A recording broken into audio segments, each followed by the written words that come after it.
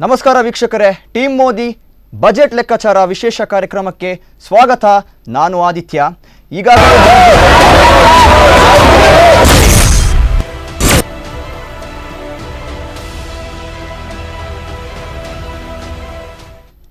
ಅಂತೂ ಇಂತೂ ಬಂದೇ ಬಿಡ್ತು ಮೋದಿಯ budget.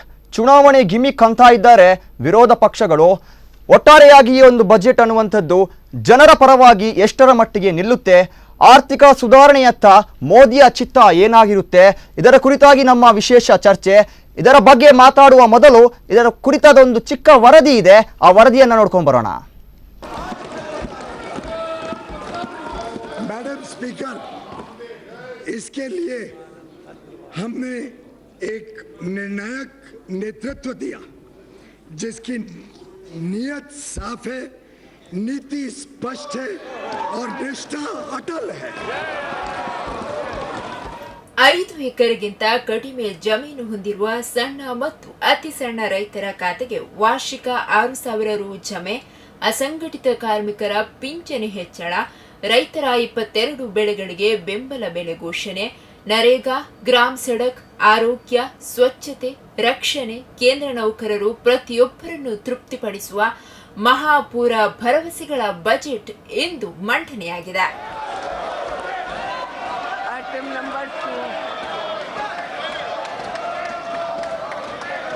Item number 2 Piyush ji,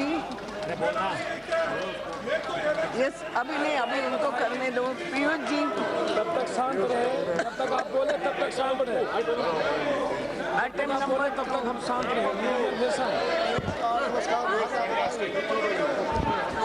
इसको देख लीजिए. Madam, I rise to lay on the table medium-term fiscal policy strategy statement and number 2 macroeconomic framework statement under section 3(1) of the Fiscal Responsibility and Budget Management FRBM Act 2000. ಪ್ರಧಾನಿ ನರೇಂದ್ರ ಮೋದಿ ನೇತೃತ್ವದ NDA ಸರ್ಕಾರದ ಕೊನೆಯ ಮಧ್ಯಂತರ budget ಅನ್ನು ಹಣಕಾಸು ಖಾತೆ ಹೊಂದಿರುವ ಪಿಯೂಷ್ ಗೋಯಲ್ ಲೋಕಸಭೆಯಲ್ಲಿಂದು ಮಂಡಿಸಿದ್ರು. ಕೇಂದ್ರ ಸರ್ಕಾರದ ಮಧ್ಯಂತರ ಬಜೆಟ್ 2019 ರಿಂದ 2020 ಮುಖ್ಯ ಅಂಶಗಳು ಎನ್ಡಿಎ ಸರ್ಕಾರದ ಕೊನೆ ಬಜೆಟ್ ಸಂಸತ್ತಿನಲ್ಲಿ ಮಂಡನೆಯಾಗಿದೆ. ಮಧ್ಯಂತರ ಬಜೆಟ್ 2019-2020ಕ್ಕೆ ಕೇಂದ್ರ ಸಂಪುಟ ಅನುಮೋದನೆ, ಮಧ್ಯಂತರ ಬಜೆಟ್ ಮಂಡನೆಗೆ ರಾಷ್ಟ್ರಪತಿ ರಾಮನಾಥ್ ಕೋವಿಂದ್ ಅವರ ಮುದ್ರೆ, ವಿತ್ತ ಸಚಿವ ಅರುಣ್ ಜೇಟ್ಲಿ ಅನುಪಸ್ಥಿತಿಯಲ್ಲಿ ಹಂಗಾಮಿ ಹಣಕಾಸು ಸಚಿವ ಪಿಯೂಷ್ ಗೋಯಲ್ ಸಂಸತ್ನಲ್ಲಿ ಬಜೆಟ್ ಮಂಡನೆ ಮಾಡಿದ್ರು. ಅರುಣ್ ಜೇಟ್ಲಿ ಶೀಘ್ರ ಚೇತರಿಕೆ ಮತ್ತು ಉತ್ತಮ ಆರೋಗ್ಯಕ್ಕಾಗಿ ಹಾರೈಸಿದ ಪಿಯೂಷ್ ಗೋಯಲ್ 2020 ವೇಳೆಗೆ ನವ ಭಾರತ ಸಾಕಾರಗೊಳಿಸಲು ಕೇಂದ್ರ ಸರ್ಕಾರ ದಿಟ್ಟ ಹೆಜ್ಜೆ ನೆಟ್ಟಿದೆ. Inflation is a hidden tax and an unfair tax on the poor and the middle class. The average rate of inflation during 2009-2014 was a back-breaking 10.1%. The then Prime Minister admitted as much when he said, and I quote, "We have also not been as successful in controlling persistent inflation as we would have wished. This is primarily because food inflation has increased," unquote. इसके विपरीत हमारी सरकार ने कमर तोड़ महंगाई की कमर ही तोड़ दी. Society, your tax helps provide dignity. ರಚನಾತ್ಮಕ ಸುಧಾರಣೆಗಳನ್ನು ಮುಂದುವರಿಸಲು ಕೇಂದ್ರ ಸರ್ಕಾರ ಬದ್ಧವಾಗಿದೆ. ವಿಶ್ವದ ಆರ್ಥಿಕತೆಯಲ್ಲಿ ಭಾರತ ಕ್ಷಿಪ್ರವಾಗಿ ಬೆಳೆಯುತ್ತಿರುವ ದೇಶವಾಗಿದೆ. ಹಿಂದಿನ ಸರ್ಕಾರಗಳಿಗಿಂತಲೂ ಕಳೆದ 5 ವರ್ಷಗಳಲ್ಲಿ ತ್ವರಿತ ಪ್ರಗತಿ ಸಾಧಿಸಲಾಗಿದೆ. ವಿಶ್ವದಲ್ಲೇ ಕಳೆದ 5 ವರ್ಷಗಳಲ್ಲಿ ಭಾರತವು ಉಜ್ವಲ ಕೇಂದ್ರ ಬಿಂದುವಾಗಿ ಗುರುತಿಸಿಕೊಂಡಿದೆ. ಆರ್ಥಿಕ ಹಣದುಬ್ಬರವನ್ನು ಕಡಿಮೆ ಮಾಡುವಲ್ಲಿ ಕೇಂದ್ರ ಪರಿಣಾಮಕಾರಿ ಕ್ರಮಗಳನ್ನು ಕೈಗೊಂಡಿದೆ. ಕೇಂದ್ರ ಸರ್ಕಾರ ಹಣದುಬ್ಬರ ನಿಯಂತ್ರಿಸದಿದ್ದರೆ ಕುಟುಂಬಗಳು ದಿನಬಳಕೆಯ ವಸ್ತುಗಳ ಮೇಲೆ 35% ರಿಂದ 40% ಹೆಚ್ಚು ವ್ಯಯ ಮಾಡಬೇಕಿತ್ತು. ಕಳೆದ 5 ವರ್ಷಗಳಲ್ಲಿ ಭಾರತವು $239 ಶತಕೋಟಿ ವಿದೇಶಿ ನೇರ ಬಂಡವಾಳವನ್ನು ಆಕರ್ಷಿಸಿದೆ. ಜಿಎಸ್ಟಿ ಮತ್ತು ಇತರ ಸುಧಾರಣೆಗಳ ಮೂಲಕ ಮಹತ್ವದ ರಚನಾತ್ಮಕ ಸುಧಾರಣೆಗಳನ್ನು ಮಾಡಲಾಗಿದೆ. ಸ್ವಯಂಚಾಲಿತ ಮಾರ್ಗದ ಮೂಲಕ ಹೆಚ್ಚು ಎಫ್ಡಿಐಗೆ ಅವಕಾಶ ನೀಡಲು ನೀತಿಗಳ ಸರಳೀಕರಣವನ್ನು ಕೂಡ ಮಾಡಿದೆ. ಈ ಹಿಂದೆ ಯುಪಿಎ ಸರ್ಕಾರದಲ್ಲಿದ್ದ ಫೋನ್ ಬ್ಯಾಂಕಿಂಗ್ ಸಂಸ್ಕೃತಿಗೆ ಕೇಂದ್ರ ಸರ್ಕಾರ ಬ್ರೇಕ್ ಹಾಕಿದೆ. Have shown significant increase and we have made progress towards achieving a moderate taxation, high compliance regime. It is therefore just and equitable that some benefits from the tax reforms must also be passed on to the middle class taxpayers.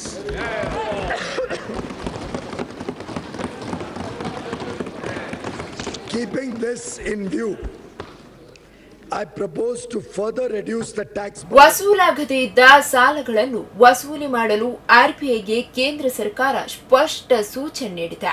ಸಾಲ ಸುಸ್ತಿದಾರರಿಗಿದ್ದ ದೊಡ್ಡ corporate ಸಂಸ್ಥೆಗಳಿಗೆ ಈವರೆಗೆ 2 ಲಕ್ಷ ಕೋಟಿ ರುಗಳ ಸಾಲ ವಸೂಲಿ ಮಾಡಿದೆ.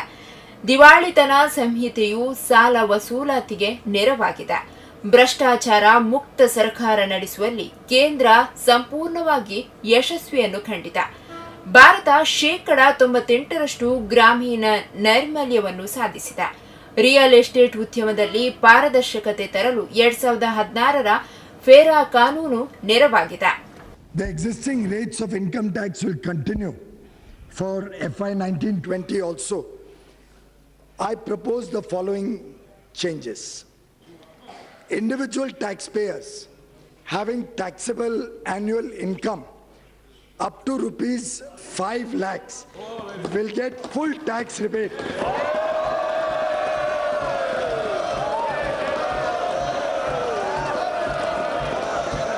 ದೇಶದ ಸಂಪನ್ಮೂಲದಲ್ಲಿ ಬಡವರಿಗೆ ಪ್ರಥಮ ಹಕ್ಕು. 5.4 ಲಕ್ಷ ಗ್ರಾಮಗಳನ್ನು ಬಯಲು ಶೌಚಾಲಯದಿಂದ ಸಂಪೂರ್ಣವಾಗಿ ಮುಕ್ತವನ್ನಾಗಿಸಿದೆ. ನಗರ ಗ್ರಾಮ ನಡುವಣ ಅಂತರ ಕಡಿಮೆ ಮಾಡಲು ಕೇಂದ್ರ ಪರಿಣಾಮಕಾರಿ ಕ್ರಮಗಳನ್ನು ಕೂಡ ಕೈಗೊಂಡಿದೆ.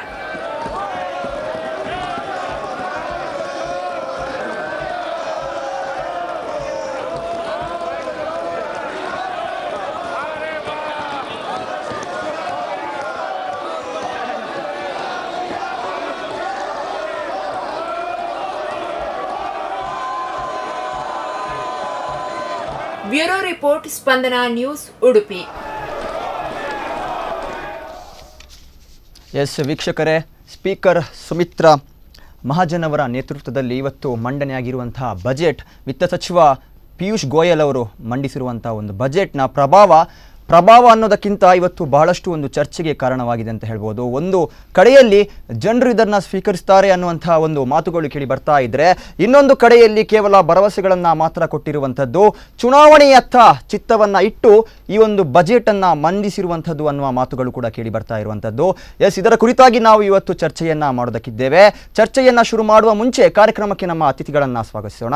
ಮೊದಲನೇದಾಗಿ ಜನಾರ್ದನ್ ಬಂಡರ್ಕರ್, ಉಡುಪಿ ಜಿಲ್ಲಾ ಯೂತ್ ಬ್ಲಾಕ್ ಕಾಂಗ್ರೆಸ್ ಇದರ ಪ್ರಧಾನ ಕಾರ್ಯದರ್ಶಿ, ಇವರನ್ನು ಈ ಕಾರ್ಯಕ್ರಮಕ್ಕೆ ಸ್ವಾಗತಿಸೋಣ. ನಮಸ್ತೆ ಸರ್. ಹಾಗೂ ಗಣೇಶ್ ವೈ ನಮ್ಮೊಂದಿಗಿದ್ದಾರೆ, ಲೆಕ್ಕ ಪರಿಶೋಧಕರು ಹಾಗೂ ಆರ್ಥಿಕ ಚಿಂತಕರು, ಇವರನ್ನು ಕೂಡ ಈ ಒಂದು ಕಾರ್ಯಕ್ರಮಕ್ಕೆ ಸ್ವಾಗತಿಸೋಣ. ನಮಸ್ತೆ ಸರ್. ಹಾಗೂ ಸುನಿಲ್ ಪಾಣೆಪಿಲ ನಮ್ಮೊಂದಿಗಿದ್ದಾರೆ, ಲೇಖಕರು ಹಾಗೂ ಸಾಮಾಜಿಕ ಚಿಂತಕರು, ಇವರನ್ನು ಈ ಒಂದು ಕಾರ್ಯಕ್ರಮಕ್ಕೆ ಸ್ವಾಗತಿಸೋಣ. ನಮಸ್ತೆ. ಮೊದಲನೇದಾಗಿ ಗಣೇಶ್ ಅವರೇ, ಇವತ್ತಿನ ಒಂದು ಬಜೆಟ್ ಮಂಡನೆಯಾಗಿರುವಂಥದ್ದು, ಎಲ್ಲೋ ಒಂದು ಕಡೆ ಇದರ ಕುರಿತಾದ ಒಂದು ಸಾಧಕ ಬಾಧಕಗಳ ಕುರಿತಾಗಿ ಮಾತನಾಡೋದಾದ್ರೆ, ಇದರ ಬಗ್ಗೆ ವಿಸ್ತಾರವಾಗಿ ಮಾಹಿತಿಯನ್ನು ನೀಡೋದಾದ್ರೆ ಏನು ಹೇಳ್ತೀರಾ? ಮೊದಲನೇದಾಗಿ ಈ ವರ್ಷದ ಈ 2019ರದ್ದು ಇದು ಫುಲ್ ಬಜೆಟ್ ಅಲ್ಲ, ಇದು ಕೇವಲ ಒಂದು ಲೇಖಾನುದಾನ ಅಥವಾ ವೋಟ್ ಆಫ್ ಅಕೌಂಟ್ ಅಂತ ಕರೀತಾರೆ. ಈ ಫುಲ್ ಬಜೆಟಲ್ಲಿ 2019-20 ಫುಲ್ಲು ಆರ್ಥಿಕ ವರ್ಷದ ಬಗ್ಗೆ ಒಂದು ಚರ್ಚೆ ಇರ್ತದೆ, ಆಯವ್ಯಯ ಪಟ್ಟಿ ಇರ್ತದೆ.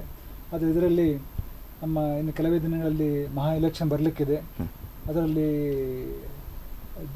ನನ್ನ ಅಂದಾಜು ಜುಲೈ 2019 ಒಳಗೆ ಹೊಸ ಒಂದು ಸರ್ಕಾರ ಅಧಿಕಾರಕ್ಕೆ ಬರಲಿಕ್ಕಿದೆ.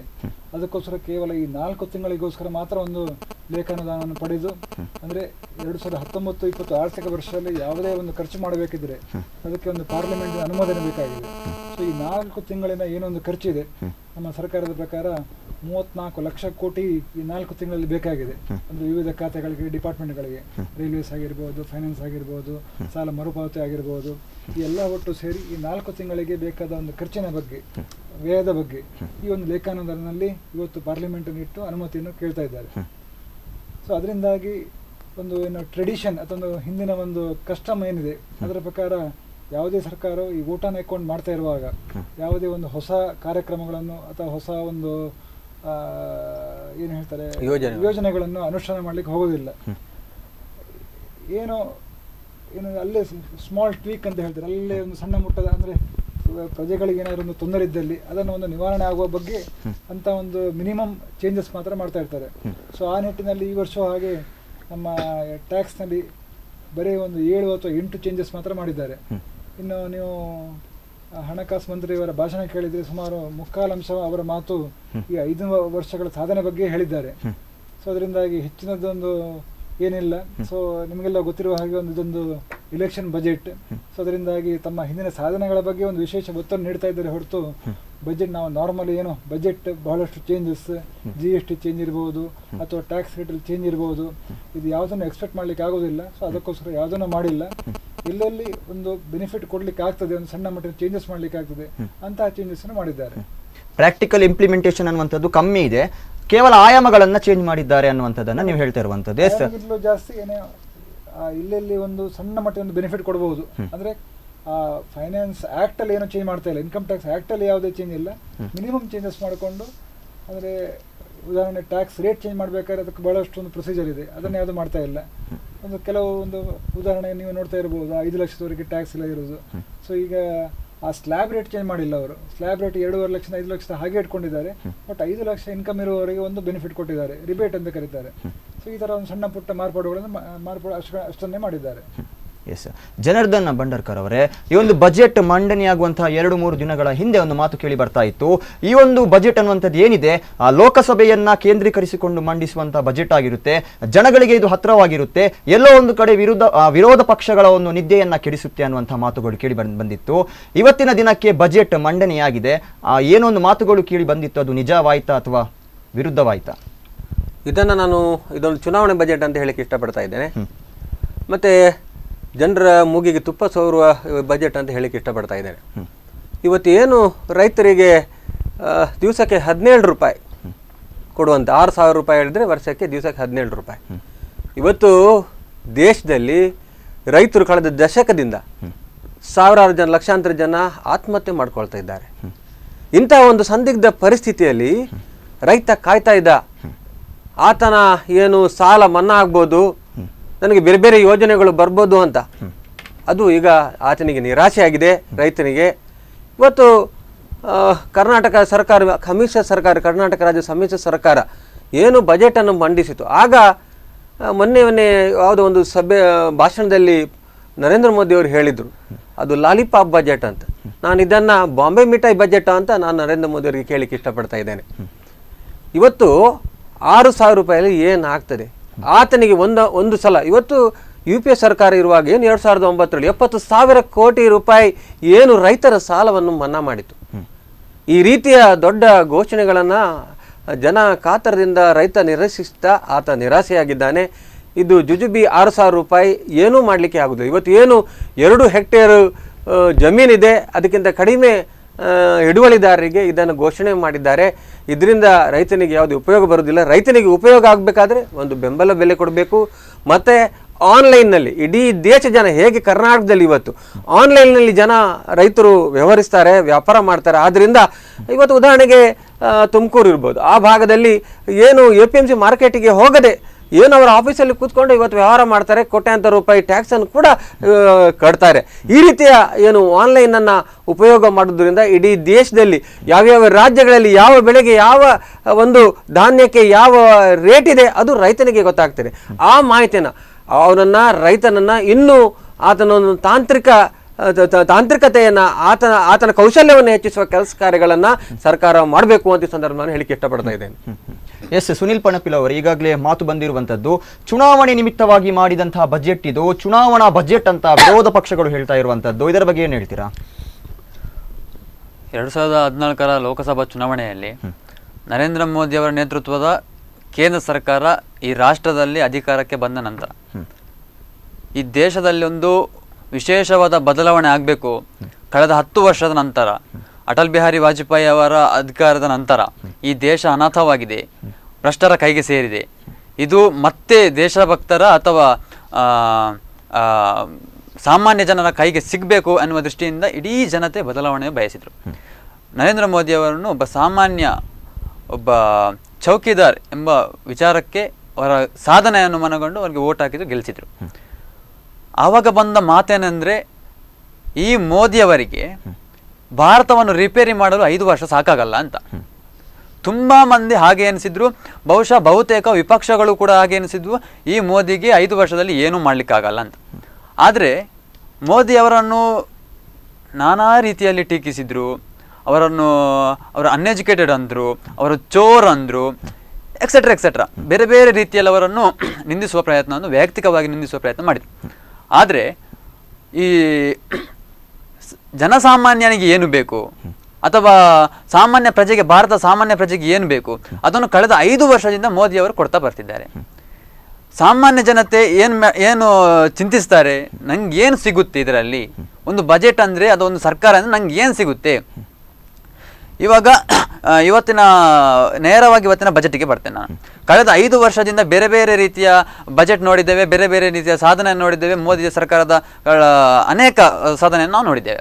ಕಳೆದ ಬಾರಿಯ ಬಜೆಟ್ನಲ್ಲಿ ಆಯುಷ್ಮಾನ್ ಭಾರತ ಎಂಬ ಒಂದು ಸ್ಕೀಮ್ ಕೊಟ್ಟರು.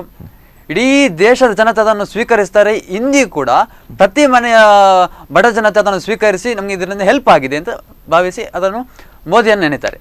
ಆದರೆ ವಿಪಕ್ಷಗಳೇನು ಮಾಡ್ತಿದೆ, ಇಂತಹ ಒಂದು ಸ್ಕೀಮನ್ನು ಕೂಡ ಎದುರಿಟ್ಕೊಂಡು ಆಟ ಆಡ್ತಿದೆ. ಇದು ಚುನಾವಣೆ. ಹಾಗಾದರೆ ಒಬ್ಬ ವ್ಯಕ್ತಿ, ಒಬ್ಬ ಪ್ರಧಾನಿ ಏನೇ ಯೋಜನೆ ಕೊಟ್ಟಿರೋದು ಚುನಾವಣೆ ಗಿಮಿಕ್ ಅನ್ನೋದಾದರೆ ಆ ವ್ಯಕ್ತಿಗೆ ಅಥವಾ ಆ ಜನಪ್ರತಿನಿಧಿಗೆ, ಆ ಪ್ರಧಾನಿಗೆ ಕೆಲಸ ಮಾಡಲಿಕ್ಕಿಲ್ವಾ? ಒಂದು. ಇಂದು ಅಂತಹ ವಿಶ್ವದಲ್ಲೇ ಒಂದು ದಾಖಲೆ ನಿರ್ಮಾಣ ಮಾಡಿದಂತಹ ಆಯುಷ್ಮಾನ್ ಭಾರತವನ್ನೇ ವಿಪಕ್ಷಗಳು ಟೀಕೆ ಮಾಡ್ತವೆ. ಇಂದು ಇಷ್ಟು ಒಳ್ಳೆಯ ಬಜೆಟ್ ಇಡೀ ರಾಷ್ಟ್ರವೇ ಎಲ್ಲ ಬೇಡ, ಸದಾ ಮೋದಿಯನ್ನು ಕಾಲೆಳೆಯುವಂತಹ ಮಾಧ್ಯಮಗಳೇ ಬೇಷ್ ಅಂದಿವೆ ಕೆಲವು ಬಜೆಟಿಗೆ, ಮೋದಿಯವರ ಬಜೆಟಿಗೆ. ಆದರೆ ವಿಪಕ್ಷಗಳು ಏನು ಮಾಡ್ತಿವೆ, ಈ ಎಲ್ಲ ಪಿಕ್ಚರ್ ಬಿಟ್ಟು ರೈತರಿಗೆ 6,000 ರೂಪಾಯಿ ಕೊಡ್ತಾರೆ.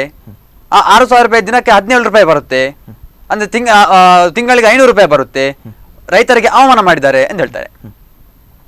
ಅದರ ಬಗ್ಗೆ ಅದೊಂದು ಪಕ್ಕಕ್ಕೆ ಇಡೋಣ.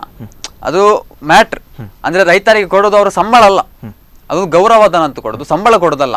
ರೈತರು ದುಡಿತಾರೆ, ಅವರ ಜಾಗಕ್ಕೆ ಸಂಬಂಧಪಟ್ಟದ ಅಥವಾ ಏನಾದರೂ ಒಂದು ಹಾನಿ ಉಂಟಾದರೆ ಅದಕ್ಕೊಂದು ಪರಿಹಾರ ಅಥವಾ ಒಂದು ಗೌರವಧನ ಅಂತ ಒಂದು ಕೊಟ್ಟೆ. ಅದು ನಾನು ಕೇಳೋದು, ಇಂದಿನ ಬಜೆಟ್ನಲ್ಲಿ ಉಳಿದಷ್ಟು ಮ್ಯಾಟ್ರ್ಗಳನ್ನು ಯಾಕೆ ಇವರು ಸ್ವೀಕಾರ ಮಾಡ್ತಿಲ್ಲ? ನಾನೊಂದು ಪ್ರಶ್ನೆ ಕೇಳ್ತೇನೆ. ಇವತ್ತು 2.5 ಲಕ್ಷದಿಂದ 5 ಲಕ್ಷದವರೆಗಿನ ಒಂದು ತನ್ನ ಆದಾಯ ಗಳಿಕೆಯ ಮಿತಿಯನ್ನು ಏರಿಸಿದ್ದಾರೆ, ಅಂದರೆ ಟ್ಯಾಕ್ಸ್ ಕಟ್ಟೋದನ್ನು. ಅದರ ಬಗ್ಗೆ ಚರ್ಚೆ ಮಾಡೋಲ್ಲ. ಅದರ ಬಗ್ಗೆ ಹೇಳಿದರೆ ಚುನಾವಣೆ ಗಿಮಿಕ್ ಅಂತಾರೆ. ಇರಲಿ. ಕಾರ್ಮಿಕರಿಗೆ ಇತ್ತೀಚೆಗೆ ದೊಡ್ಡ ಪ್ರತಿಭಟನೆ ಮಾಡಿದ್ರು ಕಾರ್ಮಿಕರ ಸಂಘಟನೆಯಿಂದ. ಅದಕ್ಕೆ ವಿಪಕ್ಷಗಳು, ಕಾಂಗ್ರೆಸ್ ಸಹಿತ ಅನೇಕ ಸಂಘ ಸಂಸ್ಥೆಗಳು ಬೆಂಬಲ ಕೊಟ್ಟಿದ್ದವು, ರಾಜಕೀಯ ಪಕ್ಷಗಳು ಬೆಂಬಲ ಕೊಟ್ಟಿದ್ದವು. ಈ ಸಂಘಟನೆ ಏನಂದರೆ, ಕಾರ್ಮಿಕರಿಗೆ ಏನೂ ಕೊಟ್ಟಿಲ್ಲ ಮೋದಿ ಸರ್ಕಾರ. ಓಕೆ, ಏನು ಕೊಟ್ಟಿಲ್ಲ ಅಂತ ಹೇಳ್ಕೊಳ್ಳಿ.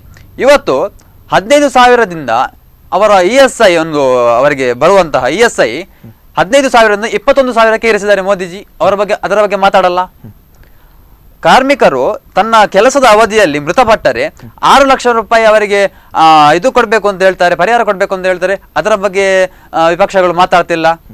ಇನ್ನು LPG ಗ್ಯಾಸ್ ಇವತ್ತು ಪ್ರತಿಯೊಂದು ಮನೆಗೆ ಕೂಡ ಮನೆಗೆ ತಲುಪ್ತಿದ್ದೆ. ನಮ್ಮ ಮಹಿಳೆಯರು, ನಮ್ಮ ತಾಯಂದಿರು, ನಮ್ಮ ಸಹೋದರಿಯಂದಿರು ಇವತ್ತು ಹೊಗೆಯಲ್ಲಿ ಜೀವನ ನಡೆಸಬಾರದು, ಹೊಗೆ ಮುಕ್ತ ವಾತಾವರಣದಲ್ಲಿ ಬದುಕಬೇಕು ಅನ್ನುವ ದೃಷ್ಟಿಯಿಂದ ಪ್ರತಿಯೊಂದು ಮನೆಗೂ ಕೂಡ LPG ಗ್ಯಾಸ್ ಅನ್ನು ತಲುಪಿಸುತ್ತಿದ್ದಾರೆ. ಪ್ರಧಾನಮಂತ್ರಿ ನರೇಂದ್ರ ಮೋದಿ ಅವರ ಯೋಚನೆ ಏನಿತ್ತಂದ್ರೆ 5 ಕೋಟಿ, ನಾವು ಮುಂದಿನ 5 ವರ್ಷದಲ್ಲಿ 5 ಕೋಟಿ ಮನೆಗಳನ್ನು ನಾವು ತಲುಪಬೇಕು, 5 ಕೋಟಿ ಮನೆಗೆ ನಾವು LPG ಸಂಪರ್ಕ ಕಲ್ಪಿಸಬೇಕು ಎನ್ನುವ ಉದ್ದೇಶ ಇತ್ತು. ಆದರೆ ಇವತ್ತು 8 ಕೋಟಿ ಮನೆಗಳಿಗೆ, 8 ಕೋಟಿ ಕುಟುಂಬಗಳಿಗೆ ಈ LPG ಯೋಜನೆಯನ್ನು ತಲುಪಿಸಿದ್ದಾರೆ, ಉಚಿತ ಗ್ಯಾಸ್ ಯೋಜನೆಯನ್ನು ತಲುಪಿಸಿದ್ದಾರೆ. 6 ಕೋಟಿ ಜನರಿಗೆ ತಲುಪಿಸಿರುವಂತದ್ದು 8 ಕೋಟಿ ಜನರ ಗುರಿ ಇರುವಂತದ್ದು. ಆ ಗುರಿ ಅಂದ್ರೆ ಅದು ಎಕ್ಸ್ಟರ್ನಲ್ ಮಾಡಿದ್ದು. 5 ಕೋಟಿಗೆ ಗುರಿ ಇತ್ತು, ಅದು ರೀಚ್ ಆಗಿದ್ದೇವೆ. ಇವಾಗ 8 ಕೋಟಿಗೆ ಮಾಡಿದ್ದೆ, 6 ಕೋಟಿಗೆ ರೀಚ್ ಆಗಿದ್ದೇವೆ. ಇದರ ಬಗ್ಗೆ ವಿಪಕ್ಷಗಳು ಮಾತಾಡ್ತಿಲ್ಲ. ಇನ್ನು 1 ರ್ಯಾಂಕ್ 1 ಪೆನ್ಷನ್ ಮಿಲಿಟರಿ ಅವರಿಗೆ ಕೊಡ್ತಿದ್ದು, ಈವರೆಗೆ 35,000 ಕೋಟಿ ಇದಕ್ಕೆ ಮೀಸಲಿಟ್ಟು ಅದರ ಅವರಿಗೆ ಅದು ಅರ್ಪಣೆಯಾಗಿದೆ, ಅದರ ಬಗ್ಗೆ ಮಾತಾಡ್ತಿಲ್ಲ. ಸದಾ ಮಿಲಿಟರಿ ಅವರು ಸೈನಿಕರು ಅಷ್ಟು ಜನ ಸತ್ತಿದ್ದಾರೆ, ಸೈನಿಕರು ಇಷ್ಟು ಜನ ಸತ್ತಿದ್ದಾರೆ ಎಂದು ಮೋದಿ ಅವರ ಕಾಲೆಳೆಯುವ ವಿಪಕ್ಷಗಳು ನಾನು ಕೇಳೋದು, ಈವರೆಗೆ ಮೋದಿ ಸರ್ಕಾರ ಅಧಿಕಾರಕ್ಕೆ ಬಂದ ನಂತರ ಬಾಂಬ್ ಬ್ಲಾಸ್ಟ್ ಆಗಿಲ್ಲ. ಆದ ಒಂದು ಪಠಾಣ್ ಕೋಟ್ಗೆ ಆದಂತಹ ಒಂದು ಅಹಿತಕರ ಘಟನೆಗೆ ಹೇಗೆ ರಿಯಾಕ್ಷನ್ ಸಿಕ್ತು. ಇಂದು ಯಾರೋ ಒಬ್ಬನಿಗೆ ಒಂದು ಪಾಕಿಸ್ತಾನಕ್ಕೆ ಜೈಯಿಂದ ಅವನನ್ನು ಶೂಟ್ ಮಾಡ್ಲಿಕ್ಕೆ ಹೋದ್ರೆ ಅದು ನಾಗರಿಕನಿಗೆ ಶೂಟ್ ಮಾಡಿದ್ರಿ, ಇದು ಮಾನವ ಹಕ್ಕು ಉಲ್ಲಂಘನೆ. ಹೀಗೆ ಸರಿ, ಎಲ್ಲೋ ಒಂದ್ ಕಡೆ ಸರ್ ಈಗ ನೋಡ್ತಾ ಹೋದಾಗ ಸಾಲ ಮನ್ನಾ ಅನ್ನುವಂಥದ್ದು ವಿಷಯ ಬಹಳ ಒಂದು ಚರ್ಚೆಗೆ ಇರುವಂತದ್ದು. ರೈತರ ಪರವಾಗಿ ಯಾವುದೆಲ್ಲ ಯೋಜನೆಗಳನ್ನ ಹಾಕಿದ್ರು, ಇದಕ್ಕೂ ಮುಂಚೆ ಬಂದ ಹಾಗೆ ಒಂದು ಗುಳ್ಳೆ ಬಿತ್ತು, ರೈತರ ಸಂಪೂರ್ಣ ಸಾಲವನ್ನ ಮನ್ನಾ ಮಾಡ್ತೀವಿ, ದೇಶದ ಎಲ್ಲಾ ಜನರ ರೈತರ ಸಾಲವನ್ನ ಮನ್ನಾ ಮಾಡ್ತೀವಿ ಎನ್ನುವಂತ ಒಂದು ಯೋಜನೆ ಬರುತ್ತೆ ಅನ್ನುವಂತಹ ಒಂದು ಇದಿತ್ತು. ಆದ್ರೆ ಊಹಾಪೋಹಗಳಿಗೆ ಮಾತ್ರ ಅದು ಸೀಮಿತವಾಯಿತು, ಅದು ಈ ಕಡೆ ಬರಲಿಲ್ಲ, ಅದು ಅನುಷ್ಠಾನಗೊಳ್ಳಿಲ್ಲ. ಆದ್ರೆ ರೈತರು ಬಹಳಷ್ಟು ಒಂದು ಸಮಸ್ಯೆಯಲ್ಲಿದ್ದಾರೆ, ಆ ನಿರೀಕ್ಷೆಗೂ ಮೀರಿದಂತಹ ಒಂದು ಸಹಾಯ ಬೇಕಾಗಿರುವಂತದ್ದು, ಇದರ ಕಡೆಗೆ ಗಮನವನ್ನ ಹರಿಸಲಿಲ್ಲ ಅನ್ನುವಂತಹ ಇವತ್ತಿನ ಒಂದು ಬಜೆಟ್ ಅಷ್ಟರ ಒಂದು ನಿರೀಕ್ಷೆ ಏನಿದೆ ಅದಕ್ಕೆ ಅದು ಸೀಮಿತವಾಗಲಿಲ್ಲ ಅನ್ನುವಂಥ ಮಾತುಗಳು ಬರ್ತಾ ಇರುವಂತದ್ದು. ಒಂದು ಕೇಳಿ ನಾ ಹೇಳ್ತೇನೆ, ಇವಾಗ ಸಹೋದರ ಜನಾರ್ದನ್ ರವರು ಒಂದು ಮಾತು ಹೇಳಿದರು, ಏನಪ್ಪಾ ಅಂತಂದ್ರೆ ನಮ್ಮ ಸಮ್ಮಿಶ್ರ ಸರ್ಕಾರ ಸಾಲ ಮನ್ನಾ ಮಾಡುವಾಗ ಅಥವಾ ಬಜೆಟ್ ಮಂಡಿಸುವಾಗ ಪ್ರಧಾನಮಂತ್ರಿ ನರೇಂದ್ರ ಮೋದಿ ಅವರು ಇದನ್ನು ಲಾಲಿಪಾಪ್ ಬಜೆಟ್ ಅಂತ ಖಂಡಿಸಿದ್ರು ಅಥವಾ ಟೀಕಿಸಿದ್ರು. ನಾನು ಅದನ್ನು ಬಾಂಬೆ ಮಿಠಾಯಿ ಅಂತ ಟೀಕಿಸ್ತೇನೆ, ಬಣ್ಣಿಸ್ಲಾ, ನಾನು ಕೇಳ್ತೇನೆ ನರೇಂದ್ರ ಮೋದಿ ಅವರಿಗೆ ಅಂತ ಹೇಳಿದ್ರು. ಎರಡು ಬಜೆಟ್ಗೆ ನಾನು ಕಂಪೇರ್ ಮಾಡ್ತೇನೆ. ಕಳೆದ ನರೇಂದ್ರ ಮೋದಿ ಅವರು ಬಜೆಟ್ ಮಂಡಿಸಿದ್ರು, ಆಯುಷ್ಮಾನ್ ಭಾರತ್ ಎಂಬ ಆಯುಷ್ಮಾನ್ ಭಾರತ್ ಅಥವಾ ಆಯುಷ್ಮಾನ್ ಏನೋ ಒಂದು ಯೋಜನೆಯನ್ನು, ಜಗತ್ತಿನ ಶ್ರೇಷ್ಠ ಯೋಜನೆಯನ್ನು ಭಾರತದ ಮುಂದೆ ಪರಿಚಯ ಮಾಡಿದ್ದು, ನಾನು ಅದಕ್ಕೆ ಕೊಡ್ತೇನೆ, ಮನೆ ಮನೆಗೆ ತಲುಪಿಸ್ತೇನೆ ಎಂಬ ಭರವಸೆ ಕೊಟ್ಟರು. ಆ ಬಜೆಟ್ನಿಂದ ಈ ಬಜೆಟ್ನವರೆಗೆ ಲಕ್ಷಾಂತರ ಮನೆಗೆ ಆ ಯೋಜನೆಯನ್ನು ತಲುಪಿಸಿದ್ರು. ಇನ್ನು ನಮ್ಮ ಮನೆಗೆ ಕೂಡ ಆ ಯೋಜನೆ ಬಂದಿದೆ. ಆದ್ರೆ ಮುಖ್ಯಮಂತ್ರಿ ಕುಮಾರಸ್ವಾಮಿ ಅವರು ತನ್ನ ಸಮ್ಮಿಶ್ರ ಸರ್ಕಾರದ ಅಧಿಕಾರಕ್ಕೆ ಬಂದ ನಂತರ ಆರಂಭದಿಂದ ಹೇಳಿದ ಮಾತು ಸಾಲ ಮನ್ನಾ ಮಾಡ್ತೇನೆ. ಫಸ್ಟ್ ಬಜೆಟ್ ಅಲ್ಲಿ ಹೇಳಿದ್ರು ಸಾಲ ಮನ್ನಾ ಮಾಡ್ತೇನೆ, ಸೆಕೆಂಡ್ ಬಜೆಟ್ ಅಲ್ಲಿ ಹೇಳಿದ್ರು ಸಾಲ ಮನ್ನಾ ಮಾಡ್ತೇನೆ, ಬೆಂಗಳೂರು ಅಧಿವೇಶನದಲ್ಲಿ ಹೇಳಿದ್ರು ಸಾಲ ಮನ್ನಾ ಮಾಡ್ತೇನೆ ಅಂತ. ನಾನು ನನ್ನ ಜೀವವಿರುವವರೆಗೆ ನಾನು ಸಾಲ ಮನ್ನಾ ಮಾಡ್ತೇನೆ, ಆದ್ರೆ ಏನು ಮಾಡುದು, ನಾನು ಮುಲಾಜಿನಲ್ಲಿದ್ದೇನೆ ಅಂತ ಹೇಳಿದ್ರು. ಎರಡನೇ ವಿಧಾನಸಭಾ ಅಧಿವೇಶನ ಬೆಳಗಾವಿಯಲ್ಲಿ ಆಯ್ತು, ಅಲ್ಲಿ ಕೂಡ ಭಾರತೀಯ ಜನತಾ ಪಕ್ಷ ಸೇರಿದಂತೆ ವಿವಿಧ ರೈತ ಸಂಘಟನೆಗಳು ಪ್ರತಿಭಟನೆ ಮಾಡಿದ್ವು. ಅಲ್ಲಿ ಏನಿದ್ರು, ನಾನು ಅಧಿಕಾರಕ್ಕೆ ಇರೋದು, ನಾನು ಸುಳ್ಳು ಹೇಳಲ್ಲ, ನಾನು ಸತ್ಯ ಹೇಳ್ತೇನೆ, ಆದ್ರೆ ನಾನು ಒಬ್ಬನ ಹಂಗಿನಲ್ಲಿದ್ದೇನೆ, ನಾನು ಸಾಲ ಮನ್ನಾ ಮಾಡ್ತೇನೆ ಅಂತ ಹೇಳಿದ್ರು. ಮಾಡಿಲ್ಲ. ಇವಾಗ ಹೇಳ್ತಾರೆ, ಮೊನ್ನೆ ನಾಡಿದ್ದು 6 ತಾರೀಕಿಗೆ ಬಜೆಟ್ ಮಂಡನೆ ಮಾಡ್ತೇನೆ, ಖಂಡಿತವಾಗಿಯೂ ಎಲ್ಲಾ ರೈತರ ಸಾಲ ಮನ್ನಾ ಮಾಡ್ತೇನೆ ಅಂತ. ಕಳೆದ 8 ತಿಂಗಳಲ್ಲಿ ಎಷ್ಟು ಬಾರಿ ಸಾಲ ಮನ್ನಾ ಒಮ್ಮೆ ಮಾಡಿದ್ದೇನೆ ಅಂತ ಹೇಳ್ತಾರೆ, ಇನ್ನೊಮ್ಮೆ ಮಾಡ್ತೇನೆ ಅಂತ ಹೇಳ್ತಾರೆ. ಸಾಲ ಮನ್ನಾ ಮಾಡಿಲ್ಲ ಸರ್ ಅಂತ ಹೇಳಿದ್ರೆ, ಈ ನಮ್ಮ ಸಾಲವೇ ಮನ್ನಾ ಆಗಿಲ್ಲ ಅಂತ ಹೇಳಿದ್ರೆ, ಸಾಲ ಮನ್ನಾ ಮಾಡಿದ್ದೇನೆ, ವಿಪಕ್ಷಗಳು ಸುಳ್ಳು ಹೇಳ್ತೇವೆ ಅಂತ ಹೇಳ್ತಾರೆ. ಸರ್ ಸಾಲ ಮನ್ನಾ ಆಗಿಲ್ಲ ಅಂಕಿಅಂಶ ಕೊಟ್ರೆ ನಾಳಿದ್ದು ಬಜೆಟ್ ಅಲ್ಲಿ ನಾವು ಸಾಲ ಮನ್ನಾ ಮಾಡ್ತೇನೆ ಅಂತ ಹೇಳ್ತಾರೆ. ಅವರಲ್ಲೇ ಗೊಂದಲ ಇದೆ. ಆದ್ರೂ ಕೂಡ ಇವರು ಹೇಳ್ತಾರೆ ಬಾಂಬೆ ಮಿಠಾಯಿ ಅಥವಾ ಲಾಲಿಪಾಪ್ ಅಂತ. ಇವಾಗ ಹೇಳ್ತೇನೆ ನಾನು, ಮೂಗಿಗೆ ತುಪ್ಪ ಸುರಿಸುವವರು ಯಾರು, ತುಪ್ಪ ಹಚ್ಚುವವರು ಯಾರು, ಮೋದಿ ಅವರ ಕುಮಾರಸ್ವಾಮಿ ಅವರ? ಮೋದಿ ಅವರು ಲಾಸ್ಟ್ ಬಜೆಟ್ ಅಲ್ಲಿ ಏನು ಮಾಡಿದ್ದಾರೆ, ಏನು ಹೇಳಿದ್ದಾರೆ, ಅದನ್ನು ಈ ಬಜೆಟ್ ಆಗೋದಕ್ಕಿಂತ ಮುಂಚೆ ಅದನ್ನು ಸಾಬೀತು ಮಾಡಿಸಿದ್ದಾರೆ, ನಾನು ಮಾಡಿ ತೋರಿಸಿದ್ದೇನೆ ಅಂತ. ಆಯುಷ್ಮಾನ್ ಭಾವ ಆಗಿರ್ಬೋದು, LPG ಗ್ಯಾಸ್ ಆಗಿರ್ಬೋದು, ಅಥವಾ ಯಾವುದೇ ಯೋಜನೆ ಆಗಿರ್ಬೋದು. ಆದ್ರೆ ಸಣ್ಣ ಒಂದು ಕರ್ನಾಟಕ ರಾಜ್ಯವನ್ನು ಆಳುವಂತಹ ಈ 2 ಪಕ್ಷಗಳಿಗೆ ಒಂದು ಭರವಸೆಯನ್ನು ನೆಟ್ಟಾಗಿ ಕೊಟ್ಟಂತಹ ಒಂದು ಭರವಸೆಯನ್ನು ಈಡೇರಿಸಲಿಕ್ಕೆ ಆಗ್ತಿಲ್ಲ. ಅದು ಸಾಲ ಮನ್ನಾ ಆಗಿರ್ಬೋದು ಅಥವಾ ಯಾವುದೇ ಬೇರೆ ಯಾವ್ದು ಆಗ್ತಿಲ್ಲ. ಇವಾಗ ಪ್ರಚಾರಕ್ಕಿರೋದು ಸಾಲ ಮನ್ನಾ, ಅದನ್ನು ಹಿಡ್ಕೊಂಡು ಜಜ್ಕೊಂಡಿದ್ದಾರೆ ಅಷ್ಟೇ. ಬೇರೆ ಯಾವುದೇ ಅಭಿವೃದ್ಧಿ ಕಾರ್ಯಗಳು ಈ ರಾಜ್ಯದಲ್ಲಿ ಸಮ್ಮಿಶ್ರ ಸರ್ಕಾರದಲ್ಲಿ ಆಗ್ತಿಲ್ಲ. ಕರಾವಳಿ ನಾಡಿನಲ್ಲಿ ಅಂತೂ ಯಾವುದೇ ಇದು ಕಾರ್ಯಕ್ರಮಗಳಾಗ್ತಿಲ್ಲ. ಕನಿಷ್ಠ ಪಕ್ಷ ಇಲ್ಲಿ ನಾವೀಗ ಉಡುಪಿಯಲ್ಲಿದ್ದೇವೆ, ಉಡುಪಿಯ ಪರಿಸ್ಥಿತಿ ನೋಡಿದ್ರೆ ಬೇಸರ ಆಗುತ್ತೆ ನಮಗೆ. ಅದೊಂದು ಮರಳು ಸಮಸ್ಯೆಗೆ ಉಡುಪಿ ಶಾಸಕರಾದ ರಘುಪತಿ ಭಟ್ರವರು ಅಷ್ಟೊಂದು ದಿನಗಳ ಕಾಲ ಅವರು ಇದು ಮಾಡ್ತಿದ್ದಾರೆ, ಹೋರಾಟ ಮಾಡ್ತಿದ್ದಾರೆ. ಅವರಿಗೆ ಅವಕಾಶ ಕೊಡ್ತಿದೆ. ಈ ರೀತಿ ಆಗುದಾದ್ರೆ ಇವತ್ತು ಏನು ಬಜೆಟ್ ಬಗ್ಗೆ ನಾವು ಮಾತಾಡ್ಲಿಕ್ಕೆ ಬಂದಿದ್ದೇವೆ. ಬೇರೆ ಬೇರೆ ಮಾತಾಡಿದ್ರೆ ಅದಕ್ಕೂ ನಮ್ಗೆ ಮಾತಾಡ್ಲಿಕ್ಕೆ ಗೊತ್ತಿಲ್ಲ. ಬೇರೆ ಬೇರೆ ಅಲ್ಲ, ಸಮ್ಮಿಶ್ರ ಸರ್ಕಾರದ ವಿಷಯ ಎಳೆದು ತಂದವರು ಅಥವಾ ನರೇಂದ್ರ ಮೋದಿ ಅವರು ಲಾಲಿಪಾಪ್ ಅಂತ ಹೇಳಿದ್ದು, ನಾನು ಅವರಿಗೆ ಬಾಂಬೆ ಮಿಠಾಯಿ ಅಂತ ಹೇಳ್ತೇನೆ ಅಂತ ಹೇಳಿದವರು. ನಾನು ನೇರವಾಗಿ ಬಜೆಟ್ಗೆ ಬರ್ತಿದ್ದೆ, ಆದ್ರೆ ಡೈವರ್ಟ್ ಮಾಡಿದ ಯಾರು ಇದನ್ನು? ಅವರ ಪ್ರಶ್ನೆಗೆ ನಾವು ಉತ್ತರ ಕೊಡಬೇಕಲ್ಲ. ಸಮ್ಮಿಶ್ರ ಸರ್ಕಾರ ಅವರ ಪ್ರಶ್ನೆಗೆ ನಾವು ಉತ್ತರ ಕೊಡಬೇಕಲ್ಲ. ಮುಂದುವರಿಸೋಣ ಒಂದು ಚಿಕ್ಕ ವಿರಾಮದ ಬಳಿಕ. ವೀಕ್ಷಕರೇ, ಕಾರ್ಯಕ್ರಮ ಮುಂದುವರಿಯುತ್ತೆ ಒಂದು ಚಿಕ್ಕ ವಿರಾಮದ ಬಳಿಕ.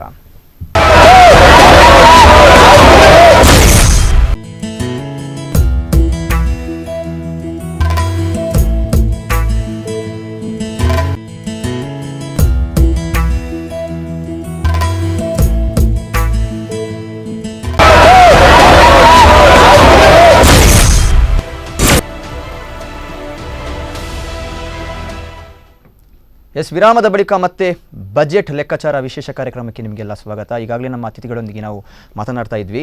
ಎಸ್, ಜನಾರ್ದನ್ ಬಂಡರ್ಕರ್ ಅವರೇ, ಎಲ್ಲೋ ಒಂದು ಕಡೆ ವಿಪಕ್ಷಗಳಿಗೆ ಕೇವಲ ರೈತರ ಸಾಲ ಮನ್ನಾ ಒಂದೇ ಕೊಂಡಿಯಾಗಿ ಉಳ್ಕೊಂಡಿರುವಂಥದ್ದು, ಇನ್ನಿತರ ವಿಷಯಗಳಲ್ಲಿ ಪ್ರಶ್ನೆ ಮಾಡುವಂತಹ ಯಾವುದೇ ಒಂದು ಅವಕಾಶಗಳಿಲ್ಲ ಈ ಒಂದು ಬಜೆಟಲ್ಲಿ ಅಂತ ಮಾತುಗಳು ಕೇಳಿ ಬರ್ತಾ ಇದೆ. ಇದರ ಬಗ್ಗೆ ಏನು ಹೇಳ್ತೀರಾ?